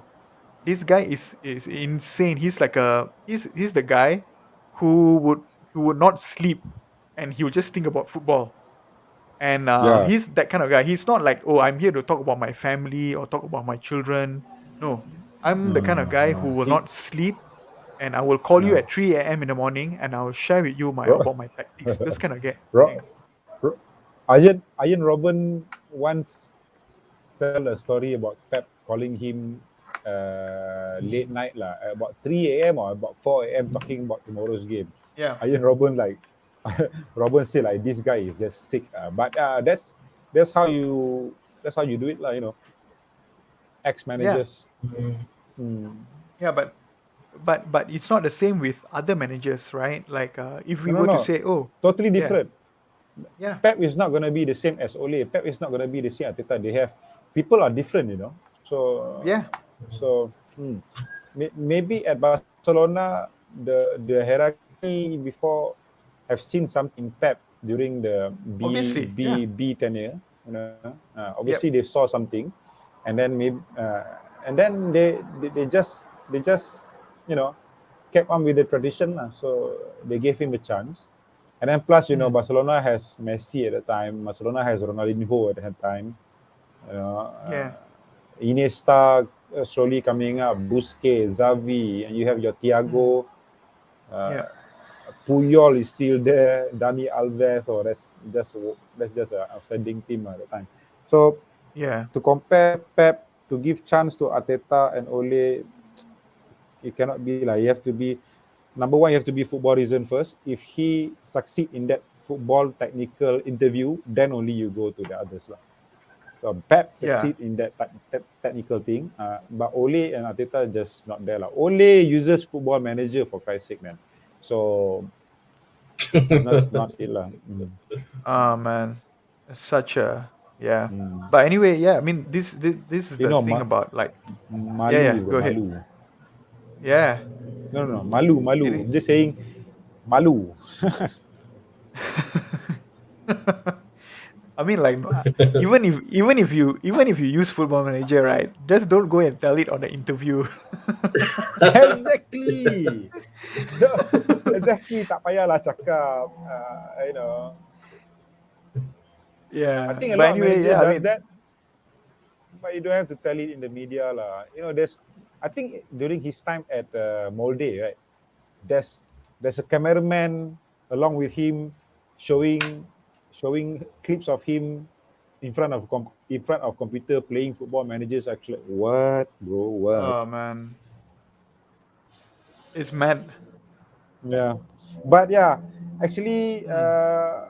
I was brainwashed at first, obviously because of the legendary Obviously, yeah. status, because of the what? Because of the nostalgic fairy tale thing. But Yeah. after his first full season, mid into his first full season, I have enough. I've had enough. So quite a number of time. I mean, quite a number of years Mm. already. Like, I mean, 2 years about that. Mm, mm, mm, mm. Yeah. But yeah, I mean, like, good to hear on this whole thing. Like, good to know that we are all on the same page with regards to the ex professionals becoming, manager and all that. Like, yeah. Then I think this A is a question joke for you lah. then. This I think he's trying to strike a joke here, bro. And never mind. I think we can actually make a conversation out of this. Okay, who then? Who you think? Who? Mm. Which ex-player should go and manage Spurs? Mm. Jan I mean, Vertonghen. Spurs ex players. Oh, is it? Jan Why? Vertonghen. Why? I think he has the haircut. Okay lah. Okay. How about Team Sherwood? Tim Sherwood. Oh, He bro, already I managed Spurs. He already He managed Spurs, he and was the one. He was the one who discovered Harry Kane. Not to say discovered lah. He was the one who actually took back Harry Kane from, I think, from Leicester or from Norwich, and then he started playing. mm, Because as I remember, the first Harry Kane first debut was under Team Sherwood lah, and then I still remember that day lah. I still remember that day. Team Sherwood has his positiveness, but he lacks a lot in the Nila. That's what I say lah. Maybe a coach can, maybe a coach under a proper manager, he can do that lah. But as a manager, no lah. I think. yeah, But yeah. yeah, ex-player should go how and about manage. let Wait, King, let King. must it be a Spurs player, or must it? I think it should be, right, because it could be like any ex-player. Like if Yeah, yeah. okay, like It Lenny should be a King. Spurs player lah. I think should be a. I think what Brian is trying to say is Spurs player lah. Yeah, I think it's a Spurs player. I have a name though. How about Dimitar Berbatov? Nah, he's not a manager lah. He's very Hey, chill. I tell but you I like what, his views. yeah, he's quite woke, right? You know. Yeah, it's quite No, I woke. mean, if you see, And he's quite objective on football. Like, if you follow some of his, I mean, obviously he's not a manager lah. Like, but from a punditry point of view, right? He's Yeah. very objective on football. Like for me, is the main ingredient. If you want to be a manager or a coach, you need to be objective on football. If you suck, you tell you suck. You call a spade lah. Yeah, Like yeah, yeah, you cannot be a yeah. coach or manager if you are into the, oh, I see some potential, I'm very optimistic. Nah, man, you cannot do that. You have your main ingredient has to be objectivity lah. And I Mm-hmm. see that Mm. in Berbatov. But anyway, yeah, you were saying. He's Wotoff one of the coolest guy in football, lah. Don't get me wrong, lah. But he's not a manager, lah. For me, his first touch was powerful, lah. Yes, sir. Yeah. One of the best. Ryan Yeah. Mason. Ryan Mason. Ryan Mason could be one. Actually, he has managed Spurs before, Hmm. and I think him being part of the Conte backroom stuff like is quite a good thing for him, lah. You know, will Hmm. help Oh, him in. he is still there.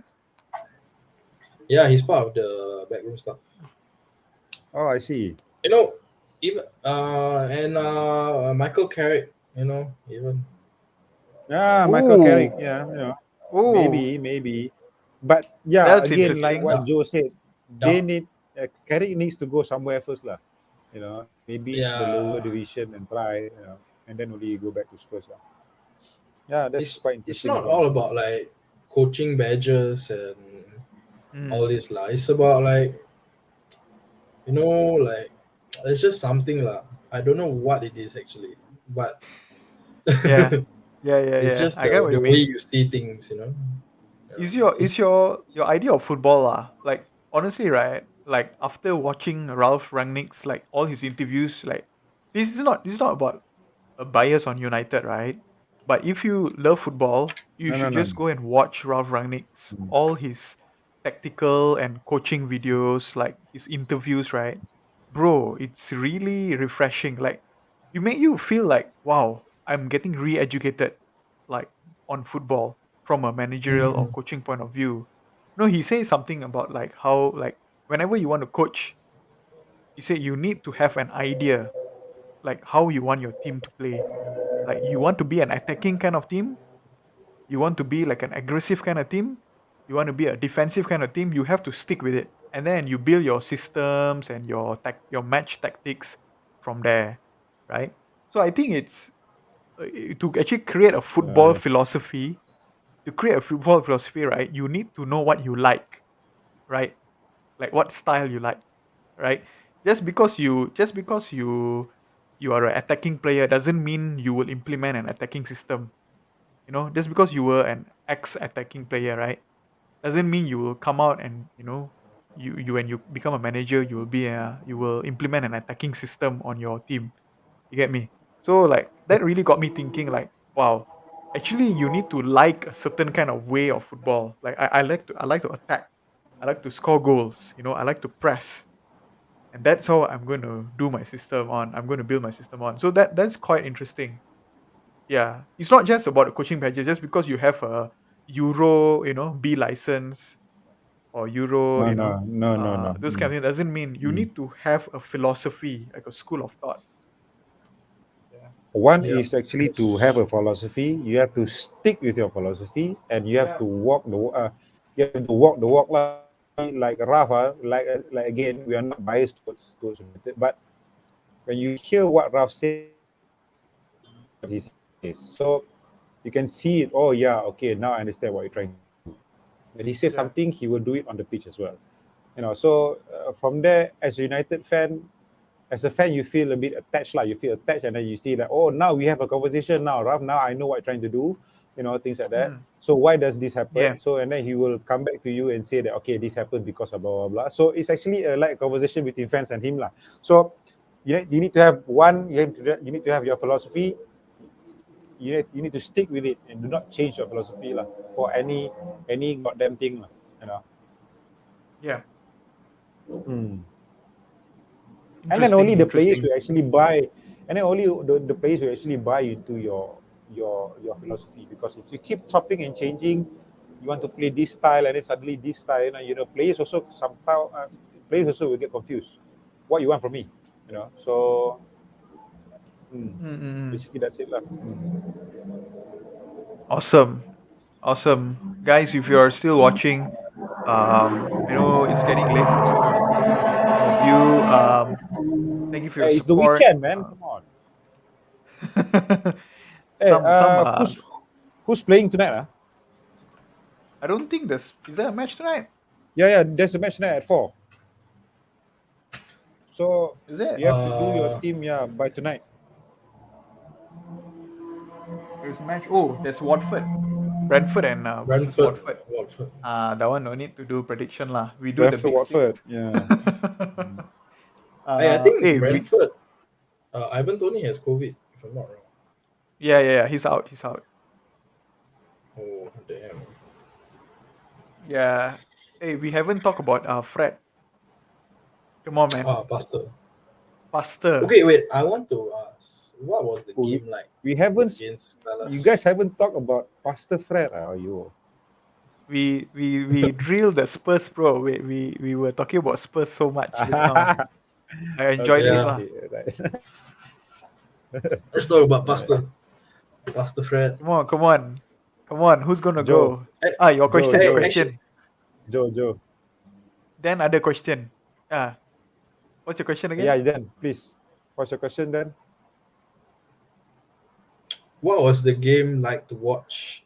Because I remember when you all were talking in the chat, you all were singing praises up, left, right, center, but the score was still 0-0 until the 80th minute. Bro, we were singing worship songs. No lah, I honestly lah, what are the changes? Both of our teams, Hmm. we have new managers, like Yeah. within like 2 weeks of each other. Yeah. So what are the changes that you see? I think the actually the game surprised me. Um, Number one is the game really surprised me actually. Because Ralph actually just had 45 minutes. He just had 45 minutes with the players. Imagine he is a new manager, and apparently the weather during the 45 minutes, he told this in the interview. He said that the weather was killing all the players lah. Like it was like there was a storm in Manchester at Carrington there. So he said like he only had 45 minutes, and then after that he brought them back to the room, and he showed them video only. He showed them videos. Oh, Yeah, he showed them videos, and he showed them, okay, you play here, you play there. This is the system we're gonna play. This is how you're gonna attack, bro. We saw a totally different United against Crystal eh, Palace.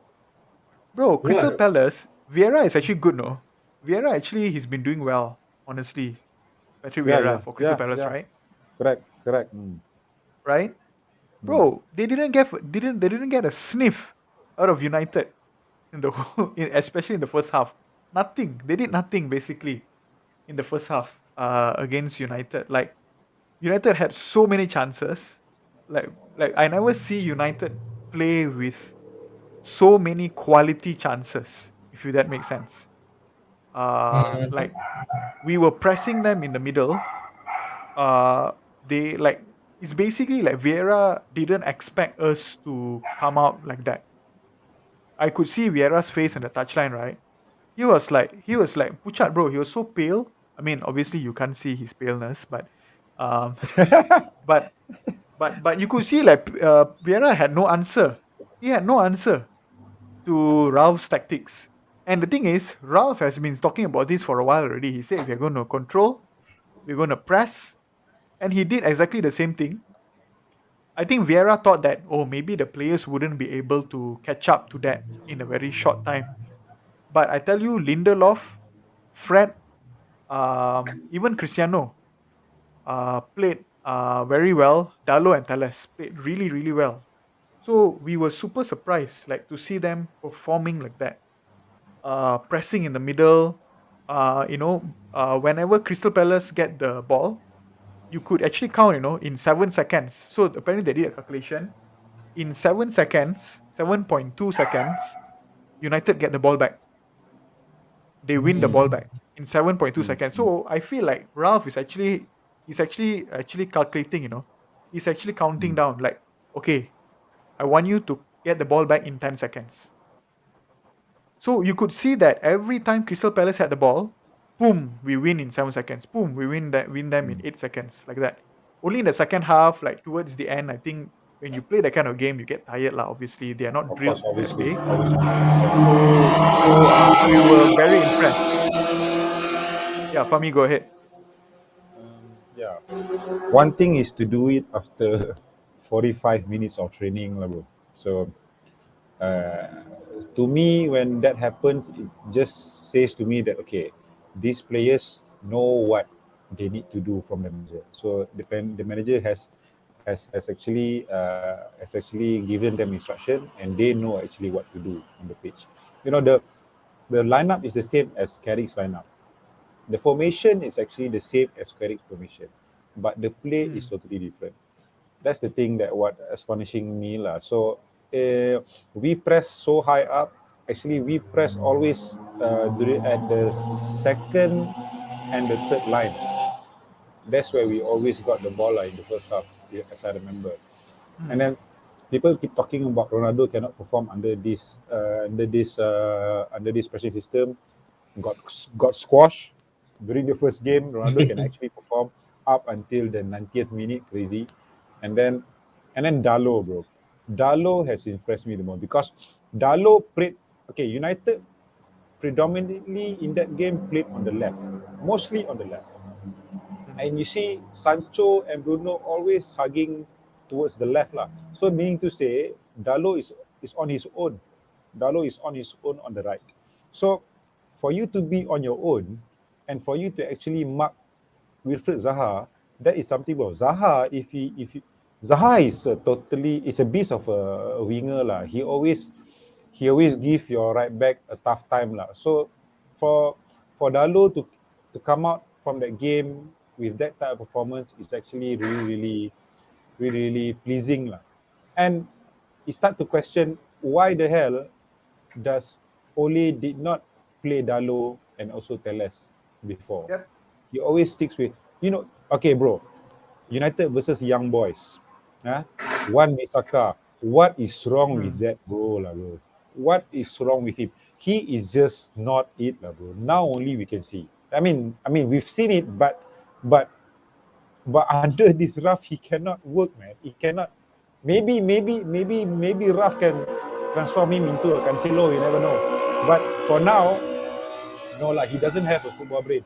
I mean, the technical side of football he doesn't have. For this type of system, for same as Tuchel as well, same as Klopp, same as City, your wing backs needs to be comfortable playing in the middle of the park. Basically, you have to mm, have control, you have to have technical abilities, and you have to be somewhat you can say press resistance. But Wan-Bissaka is not it lah. So yeah, I was very happy lah with the way it turns out versus Palace. Although we created chances, but mostly like half chances. But actually, we did create chances. That's the thing. yeah, During quality the first chances. half, during the first half, I've seen now I've seen the statistic a bit more logical lah. For a club like United lah. So yeah, it's a like I said before, like it's a breath of fresh air. It's really good. We actually as a fan we can actually see we can actually now look forward. We can actually look forward because this is only the first two matches. So we can actually look Mm, forward and we would like the ceiling is quite high. So yep. and then we believe that it can go there. And then for Raf, I'm trusting his words and his philosophy 110%. Whatever you want to do, you Mm, just do it. Whoever you want to sell, you sell. Whoever you want to bring in, you bring in. And if you, let's say, after this year, he wants to continue, then please continue. If he takes mm, Raf Hassan Hutel also, I'm okay with that. I seriously tell you. So mm, but the thing is, as long as the club follows his direction lah. Because clubs like United, they want these all big names, Pochettino lah, this whatever. But it all goes mm, back to the football whether the man actually can follow that philosophy, can continue that philosophy. It cannot be just a simple big name thing lah.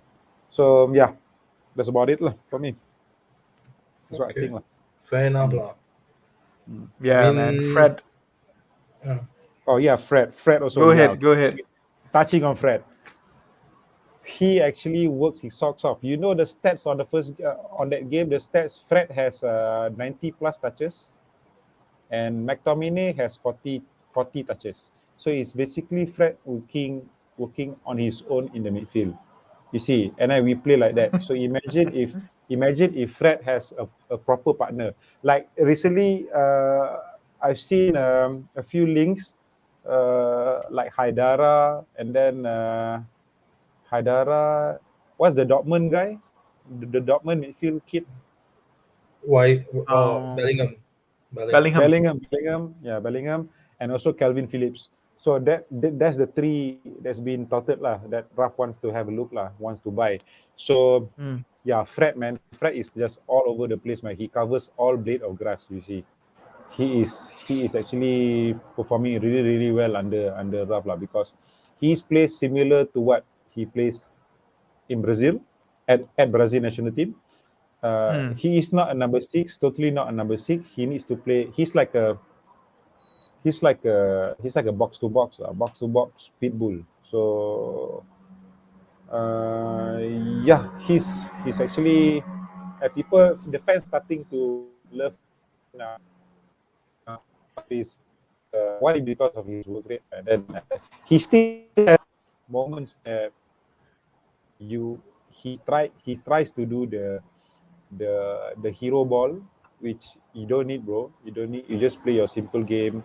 Give it to the other more technical players lah. So yeah, I'm really, really happy for Fred lah. Basically, now he I'm now he's I'm getting yeah. he's getting his flowers now lah. I'm a big um critic of Fred. Honestly, I have to admit Mm, mm, that I actually mm, criticize Fred. mm, Mainly because I think with Fred, right? When you look into contextually, he was actually an amazing player in Besiktas, Shakhtar, Besiktas, mm, right? Was mm. it Shakhtar or Besiktas? Shakhtar or Shakhtar, Besiktas? I can't Shakhtar, Shakhtar, remember. Shak, Shakhtar, Shakhtar, Shakhtar. right? mm. He Shakhtar. was actually a brilliant player, but he wasn't a DM. He wasn't a defensive midfielder. And but he was like a number eight, but more of a hybrid to a attacking midfielder. Correct. So yeah, so when he came to United, actually he did not get his chance, right? You remember the bald Fred when he was bald, Mm, mm, mm. and he was on the bench and all that. Big Christian lah, if you see his face, right, on the bench, and then he had some family problems during the time, and then Correct, so correct. we Mm, really thought that he's finished lah, right? Like even before then, he was doing so well in Shakhtar. City wanted to get him, but we got him lah. And then like so Pep probably would have saw something amazing in Fred. But then when he came here, all those things happened, and then during the post lockdown, he played. Then we could see that he had a lot of energy. And but then again, what really struck me was actually because he was playing on a double pivot. When you play a double pivot, you automatically become like the defender for the defenders, if that makes sense. Like you mm, protect mm, the back, yeah, you protect the back two, honestly. You can't protect the back four, but you can mm. protect the back two. So when it became like that, then you automatically carry a very, very big role. That means, right, you cannot make big mistakes. And Correct. the problem with Fred was he was making a lot of big mistakes. Betul, Like betul. yeah, under pressure, right? He was losing the balls, not because he's a bad player. It's because the role that he was given to. When you play a double pivot or you play very deep, if you come under like intense pressure, right, you are going to make Mm, a very big mistake very soon. So whenever he makes a big mistake, people will slate him lah, because they say because you know why? Because the role that he plays. So whenever you play that role and you make a mistake, the only highlight of the game would be that mistake, because it will definitely lead to a goal. And that's what happened lah to Fred. Like every time he kena, he became like the scapegoat. Like every time he did a mistake. So I criticize him because I had to criticize him because what to do? It's his job. He must be a double six. He has to play a double pivot.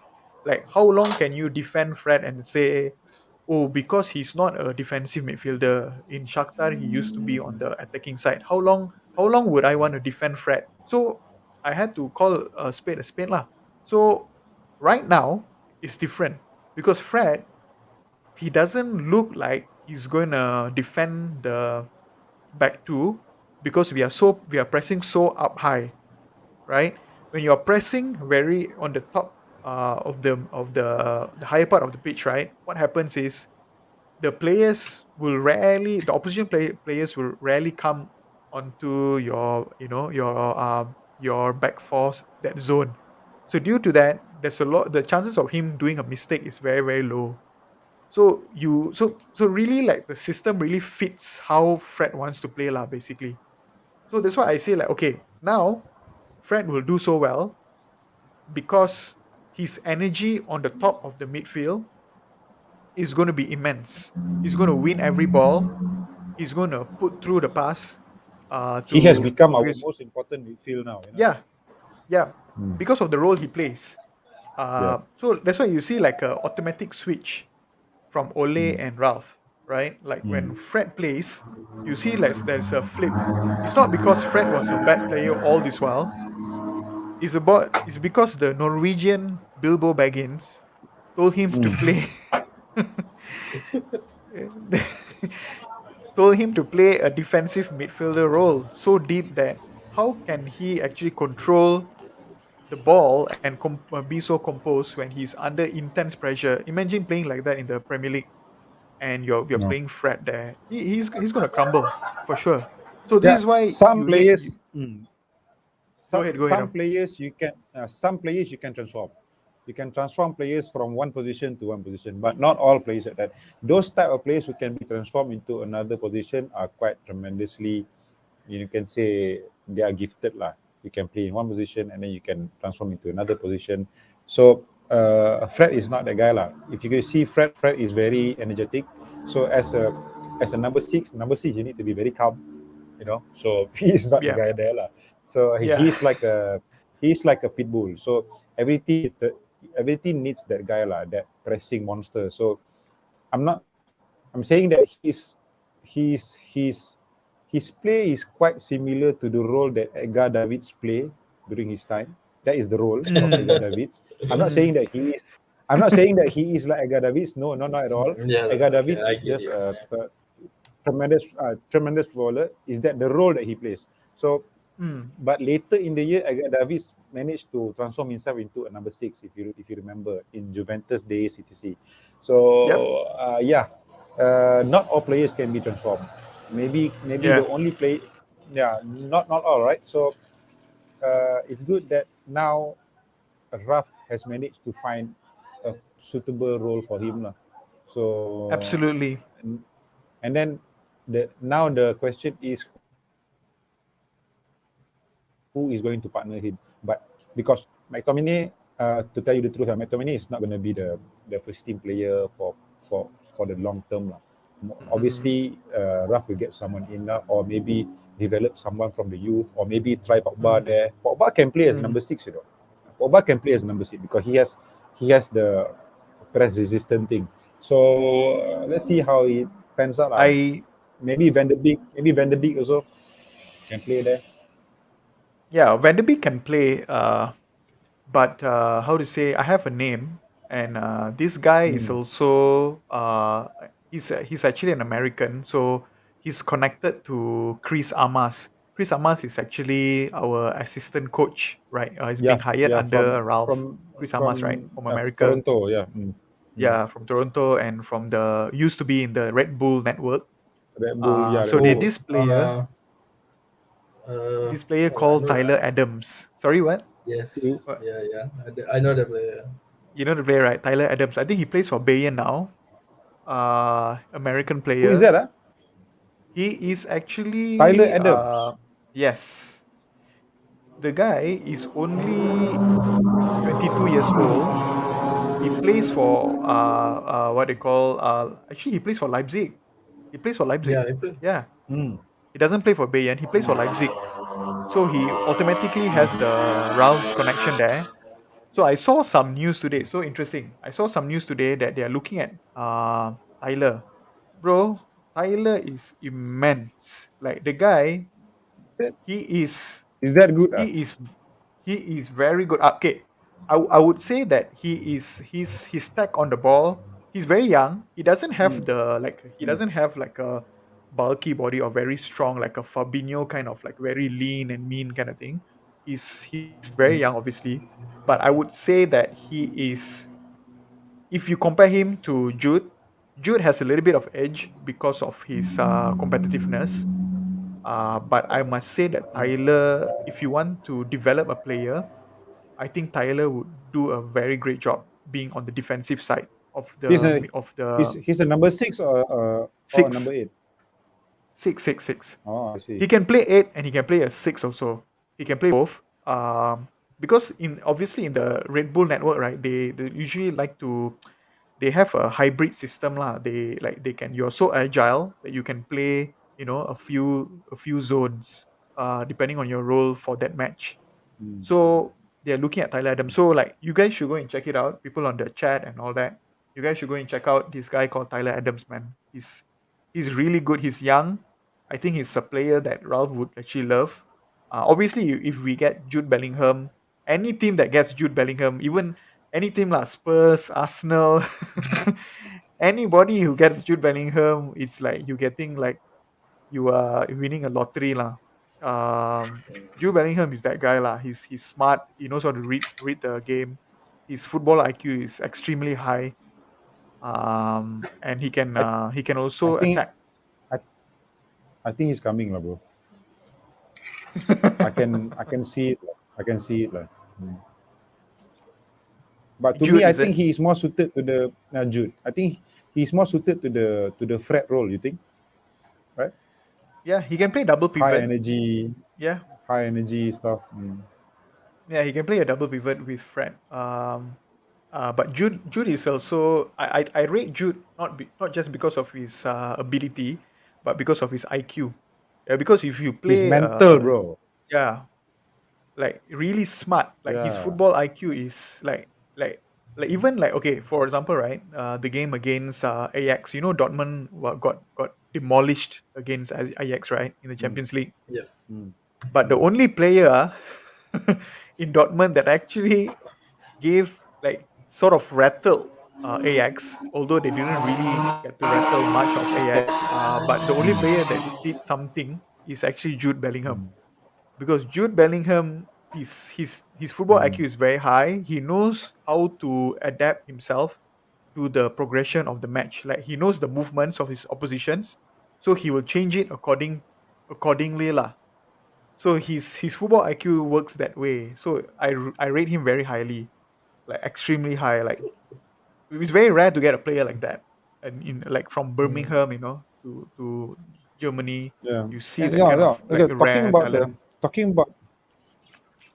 talking about the pivot thing, right? I mean, okay, modern football, you don't actually need a proper defensive midfielder, you know. So because okay, and the way Raf plays, everybody is defending for the team lah. You defend Yep, from the top. from the top. So Yeah, you don't actually need Bisuma. You don't actually need what's the guy called Leicester guy. Uh, Leicester City Uh, defensive midfielder. What's his name? I don't forgot. Palis Mendy. Yeah. NDD, yeah, Oh, NDD. Yeah. NDD, NDD. yeah. Yeah, Like for this system to work, yeah, like for this system to work, you don't actually need a proper defensive midfielder. Even yeah. Fabinho is also not a proper defensive midfielder, you know. So um, Mm, as long as the team is actually defensively, everybody is doing their work. So you can get some. I'm actually looking at this video of Tyler Adams. He's actually quite energetic, lo. And then he's not big, mm. no. He's not He's big, but not. That's the only thing. Yeah. he is technically quite good, lah. You know, press Mm, resistant and all. He can pass. He can see the lines. You know, you see. So mm. yeah, I won't like if United buy a proper defensive midfielder unless if the proper defensive midfielder can do the Busquets work, can do the Rodri work in terms of Mm. passing between the lines. It is yeah. Mm. I don't want someone like what you say like a Roy Keane, say, just purely defensive guy. I don't want that lah. It's the old In school a kind in of, system. yeah, I don't want that lah. So maybe Jude maybe a possibility lah. Jude, this Tyler Yeah. Adam guy. This Tyler Adam guy is quite good, crazy man. Yeah, he's really good. Like, you guys should go and Mm, I've been following him for a while now. Like Tyler Adams. Like, even for I watched the US MNT, the US men national team. mm. Mhm. When they play against like Czech what is this? Czech Republic or somewhere. There's to qualify for World Cup, bro. Immense, bro. Him and Serginho Dest. They are part of the American soccer team. They are really immense, like super good. Coutinho Des is with is he with Barcelona? Barcelona.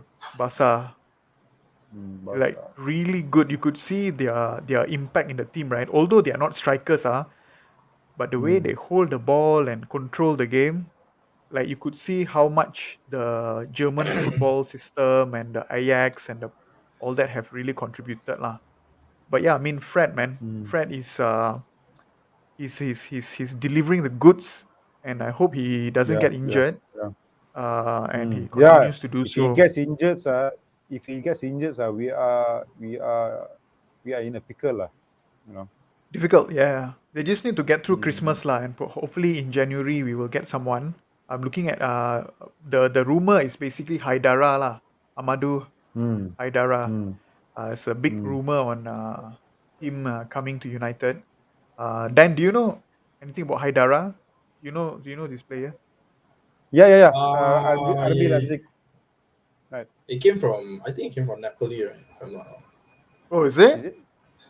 I don't know. Oh, I just basing this off the FIFA, when I looking for players to buy.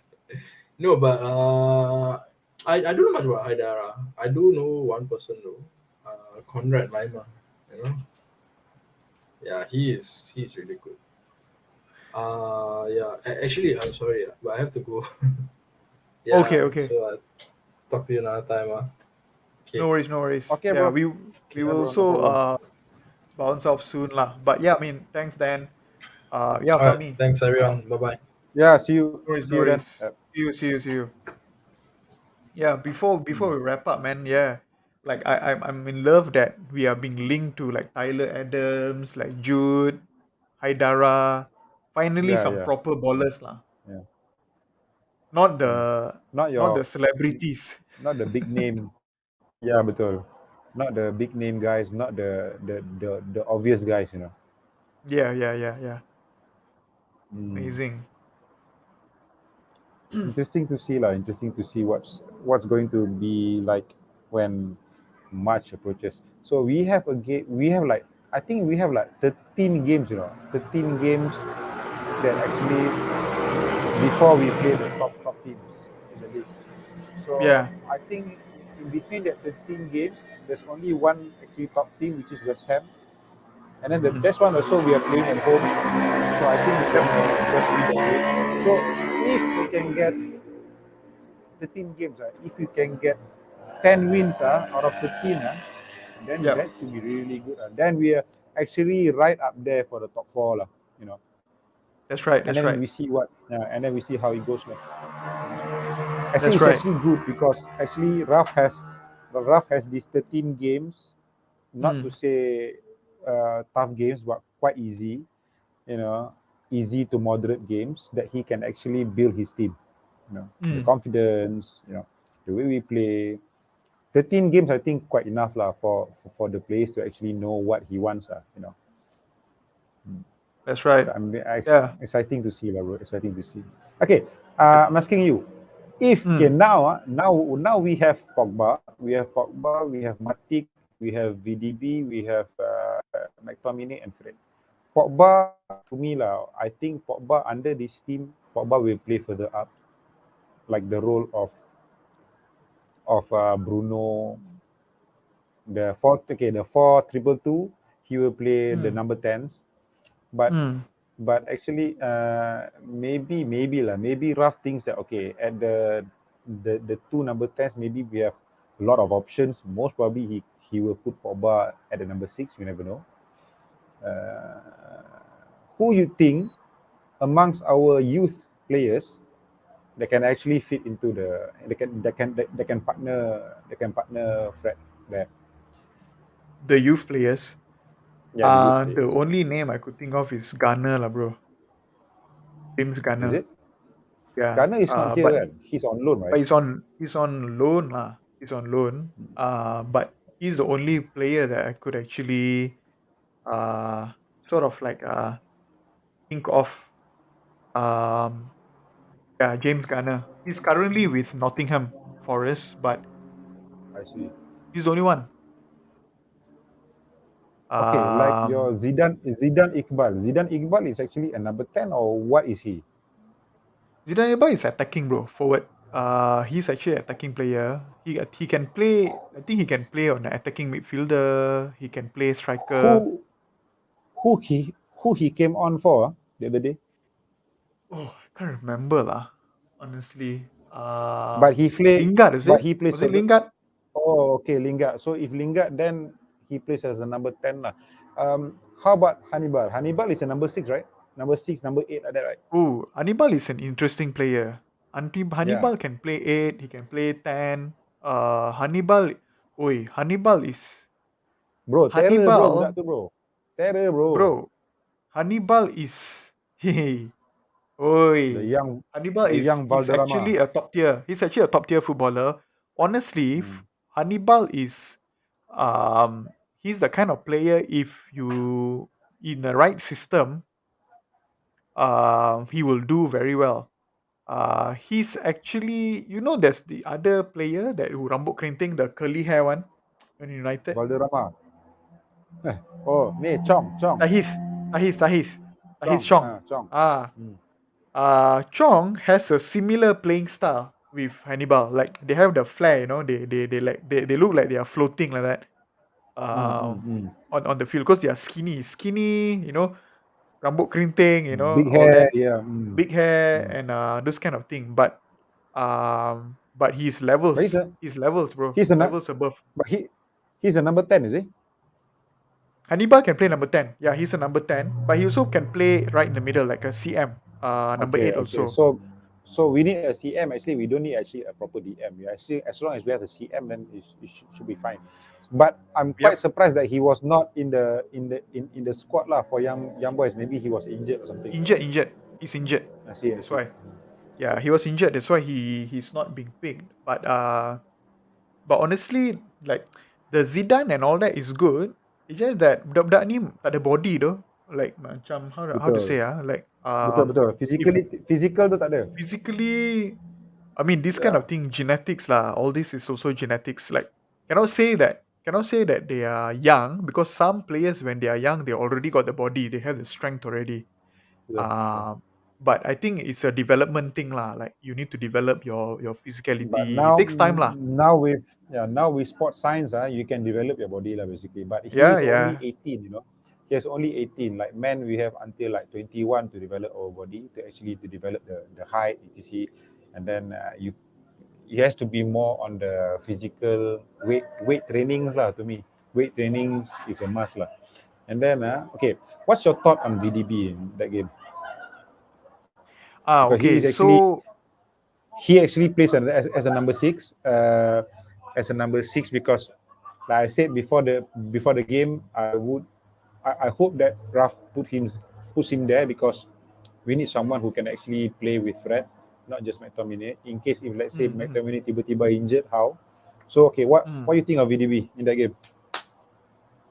okay. I did a match reaction right on our account, on our IG account. Honestly, Van der Beek played decent. But the thing is, um, I wouldn't say decent lah. I would say average. Van der Beek was Okay, average okay. in the game. against Young Boys, mainly because he did not get much on the ball. Because towards the second half, we really died down. Like we couldn't really control the game. We couldn't really get on the ball. So due to that, Van de Beek's role really you don't see much of it. Obviously the mistake, but if you remove the mistake, if you take out the mistake, he was still average. Because I know what Van de Beek can do. I know what his impact is and what kind of player he can. How can he thrive in the system that Ralph trying to do? But there are two different things lah with Van de Beek, right? If you put him in the first team like Bruno, all these other guys like Fred, Sancho, Dalo, Teles, and all that, maybe he will do well. Okay, maybe he will do well because that day the game they had 11 changes, all the kind of players that they didn't play together with, so there is no squad chemistry. Yeah, So Van betul. de Beek was there like a new guy, so he's trying to do Yeah, something. And Matic was yeah, actually a centre back, bro. Like Matic, he's so yeah. slow. Mm, Uh mm, so it was average. mm. Okay, for me, okay, I don't think you can. People are judging VDB or saying that, oh, that's why Ole doesn't play him there, all those things. No, bro, that's all crap. Basically, he's playing as a number 6 with, like you said just now, 11 changes. These people has never played together, and then he's plays a number. Yeah. He plays center midfielder with his partner. His partner is Juan Mata. Juan Mata hasn't played for so Oh, long, teruk, bro. and he is not a and he is not a center midfielder. I watched Mata. Mata is teruk, bro. He cannot even hold the Really ball. Pass pun bad. tak betul. Yeah, Oh, maybe because he is not the guy who plays there. He needs to play further up. So um, I cannot judge him properly as a number 6. I can see glimpses that he may be able to do it with the first team, with the first team. hmm. So yeah, I think Raf knows that lah. Raf understands the game. Raf knows that okay, he is playing with these people, blah blah. Okay, about his mistakes. His mistake during the first goal. He tried to pass it to Wan-Bissaka. Wan-Bissaka Hmm. was sleeping. He was sleeping. He should have Hmm. actually, Hmm. reacted. Expect that VDB is going to pass to him or something like that. And then another Hmm. thing is that VDB also knowing Wan-Bissaka, you don't pass it to him lah because he don't have any ball Yeah. control. So better just hoof it up to the second line or the third line. Because Raf said pass, whenever we pass their first and second line of pressing, Hmm. we are always dangerous. So Yep. that's what he needs to learn. He needs to learn from now on. I Yeah. think VDB, with his football IQ, he will catch up quite fast. So Yeah. I'm really hoping that I don't think he will start versus Norwich. I think he will stick with McTominay. But I would think that maybe when we are comfortable in the game, maybe after 2-0, dah 2-0 Hmm. ke apakah, ada 2 goal difference, most probably VDB will come on and start to play at the McTominay role lah. I hope that is the case lah. I mean, Yeah. I Yeah. need to see him. I need to see him under rough tactics, under rough formation with the first team Hmm. at number 6. I Yes. need to see that. Yes.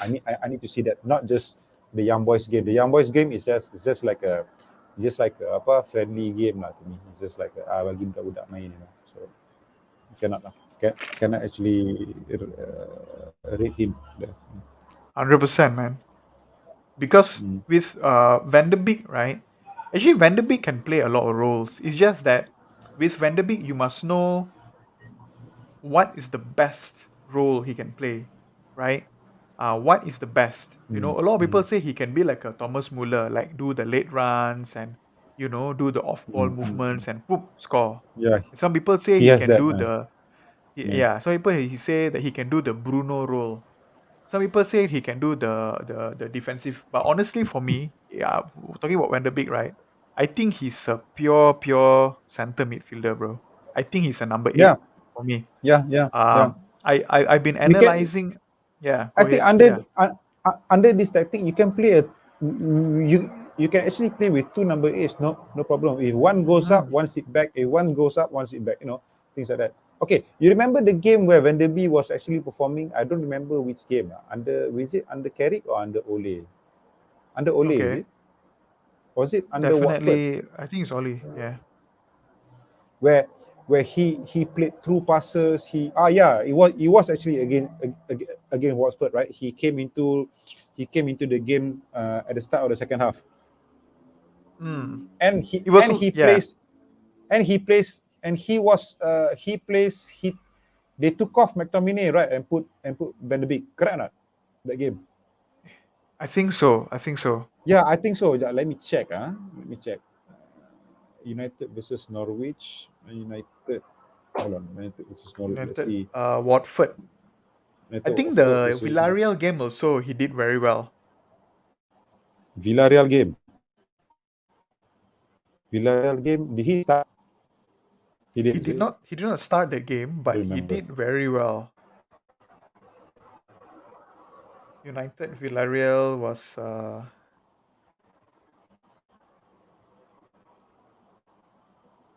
Mm, remember the yeah, game? Van der Beek came on for McTominay. Mm. Correct. So actually, he can play there. You know,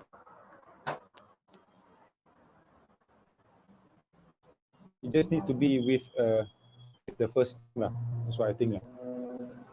Yeah, absolutely. So I feel like a lot of people say, hey, he can play the Bruno's role, can do this and do that. I'm like, oh man, like, come on, he's a number eight. As a number eight, right? You have a full vision of the field.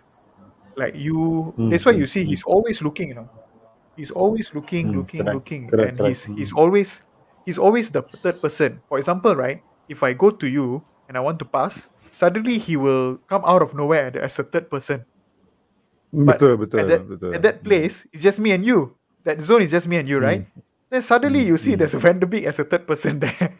Because mm, he makes it tick. Like he is going to be the third person who will take the mm, ball away from your zone and then he will mm. stitch it to the next zone, Yeah, yeah. right? Mm. So he's that guy. Correct, correct, He's the 100%. guy that you need. Yeah, as a number eight, right? That's what you need to do. You need to be the stitcher, the one who needs to be Mm, in the third person. He's the third person in the Ajax system and in the Barca system, right? There's always like a stitcher, the third person. Like City also play like that. They have the one person who is always going to move around, and there's a Gundogan, right? And a Bernardo, who mm, is the third person, always taking mm, the ball away, and then they will pass it to mm, the next zone. So Van de Beek, when he plays that game, it looks really clean, like he plays like he's really contributing a lot. But the thing is, I see that some players don't pass the ball to him also. Like he's there, he's actually there at their zone. He's like, come on guys, give me. I will help you to progress it to the next zone. They don't want. So that's why I feel like maybe they don't know why he's there. Like they don't know why this guy here. Like Yeah, why is he waiting for the ball here? I'm not gonna judge Van de Beek under Ole lah. That is just stupid lah because he doesn't place and he always plays like 5 minutes, and then he Yeah. always chopping in changes. Sometimes play forward, sometimes play in the midfield. So I'm not gonna judge him. So I'm really gonna judge him under Rangnick. So to me, I think he can perform that. He can perform that role with Fred. I just think that, okay. People say that he can play number 10. He can play, yeah. He can play a lot of roles, even as an inside forward. Also, I think he can play. So, Yeah. but the thing is, with United currently now, we are so staffed at the number 10. We are so staffed at the inside forward. We need someone in the middle of the park. Okay, that's why I think Raf is trying to mold him into that role, that number 8. Which I think, like you, I do think that his Mm. best position is as number 8. So I hope that comes in the next few fixtures lah. I just hope lah. I cannot I cannot stand McTominay because to me McTominay, even versus Crystal Palace, as you see the amount of touches that he has versus Fred, so it's just like double. Fred has double touches against. Always when I see McTominay play, I always see that he hides. I don't know. I cannot see him in the game. That's the thing. There And was then a he tifo, always, yeah, Tifo. What happened? Yeah, there was a tifo video, right? Actually Mm, explains. why we always why we cannot dominate the midfield. One of the reasons is because McTominay hides behind the ball. He Yeah, hides behind the yeah, opposition yeah. players. Betul. Like is Dia tak yeah dia duduk dekat he stays on the line of the pass. I mean, sorry, he doesn't go to the passing lane, for people yeah as an option for people to pass yeah to him. He doesn't do that. And then when he gets the ball, he always does square passes. Even versus Crystal Palace also, with no pressure also, he does square passes. Like, what, bro? So to me, McTominay as a squad player, okay lah, for him to yeah. come on for the next 20 minutes or 15 minutes as a robust kind of thing. Mm. But as a first team, no lah. He's just not cut it for the top midfield. That cannot. Yeah, this squad player lah. I Cannot. would say the most squad player. Squad player lah. Uh, I think Squad player. it'll be interesting to see how Rangnick develops McTominay. That would be interesting also because Betul, honestly, betul, like betul. I would give McTominay a chance to develop. Although I think there's an interview recent today or what came up. I think he was saying like Yeah, I haven't. that he's getting a lot of criticism from Ralph and all those kind of Mm. thing. But I hope Is he it improves is lah. it I from mean, Ralph? He gets criticism yeah, from yeah, yeah, Ralph. yes, Oh, nice, nice. yeah. Because That's what we need lah. Ralph told him, Ralph, Mm. I think one of the Crystal Palace match, he said like he didn't like the square passes, like you pass the P, you know. Yeah, yeah. He did not like the Mm. 5 meter passes and those kind of thing. Yeah. And those kind of thing Mm. is very specific kind of criticism. Betul, It's not a betul, vague one. betul. It's not like, oh, we didn't have energy, like Ole used to say. Oh, we didn't take control. Ole used to say this kind of thing, like, oh, we didn't have much Yeah. desire in the end. Ole used to say Very, like that. very vague. Very vague. Yeah. Mm. But Ralph is very specific. So the interviewer Yeah. asked McTominay, "What do you think of the criticism that Ralph said?" Then McTominay said like, "Oh yeah, I will do my best and all that." Wow, he was rattled, man. Nice. Okay, Yeah, I need McTominay I was need like, to watch the "Oh interview lah. yeah, you Is should that go the and watch interview this." with United or what? No, it's with Sky. Sky. Oh, Sky, is it? Yeah, Okay, nice, yeah. nice. It's a Sky I need to watch that interview. lah. It was released today. Mm. So he was clearly not happy with that question.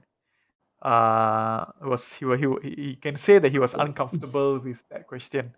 But what I must say is that McTominay pointed out a few things. He said the instructions are easy to understand. The instructions from Ralph is easy to understand. Uh, and Ralph is a very firm guy.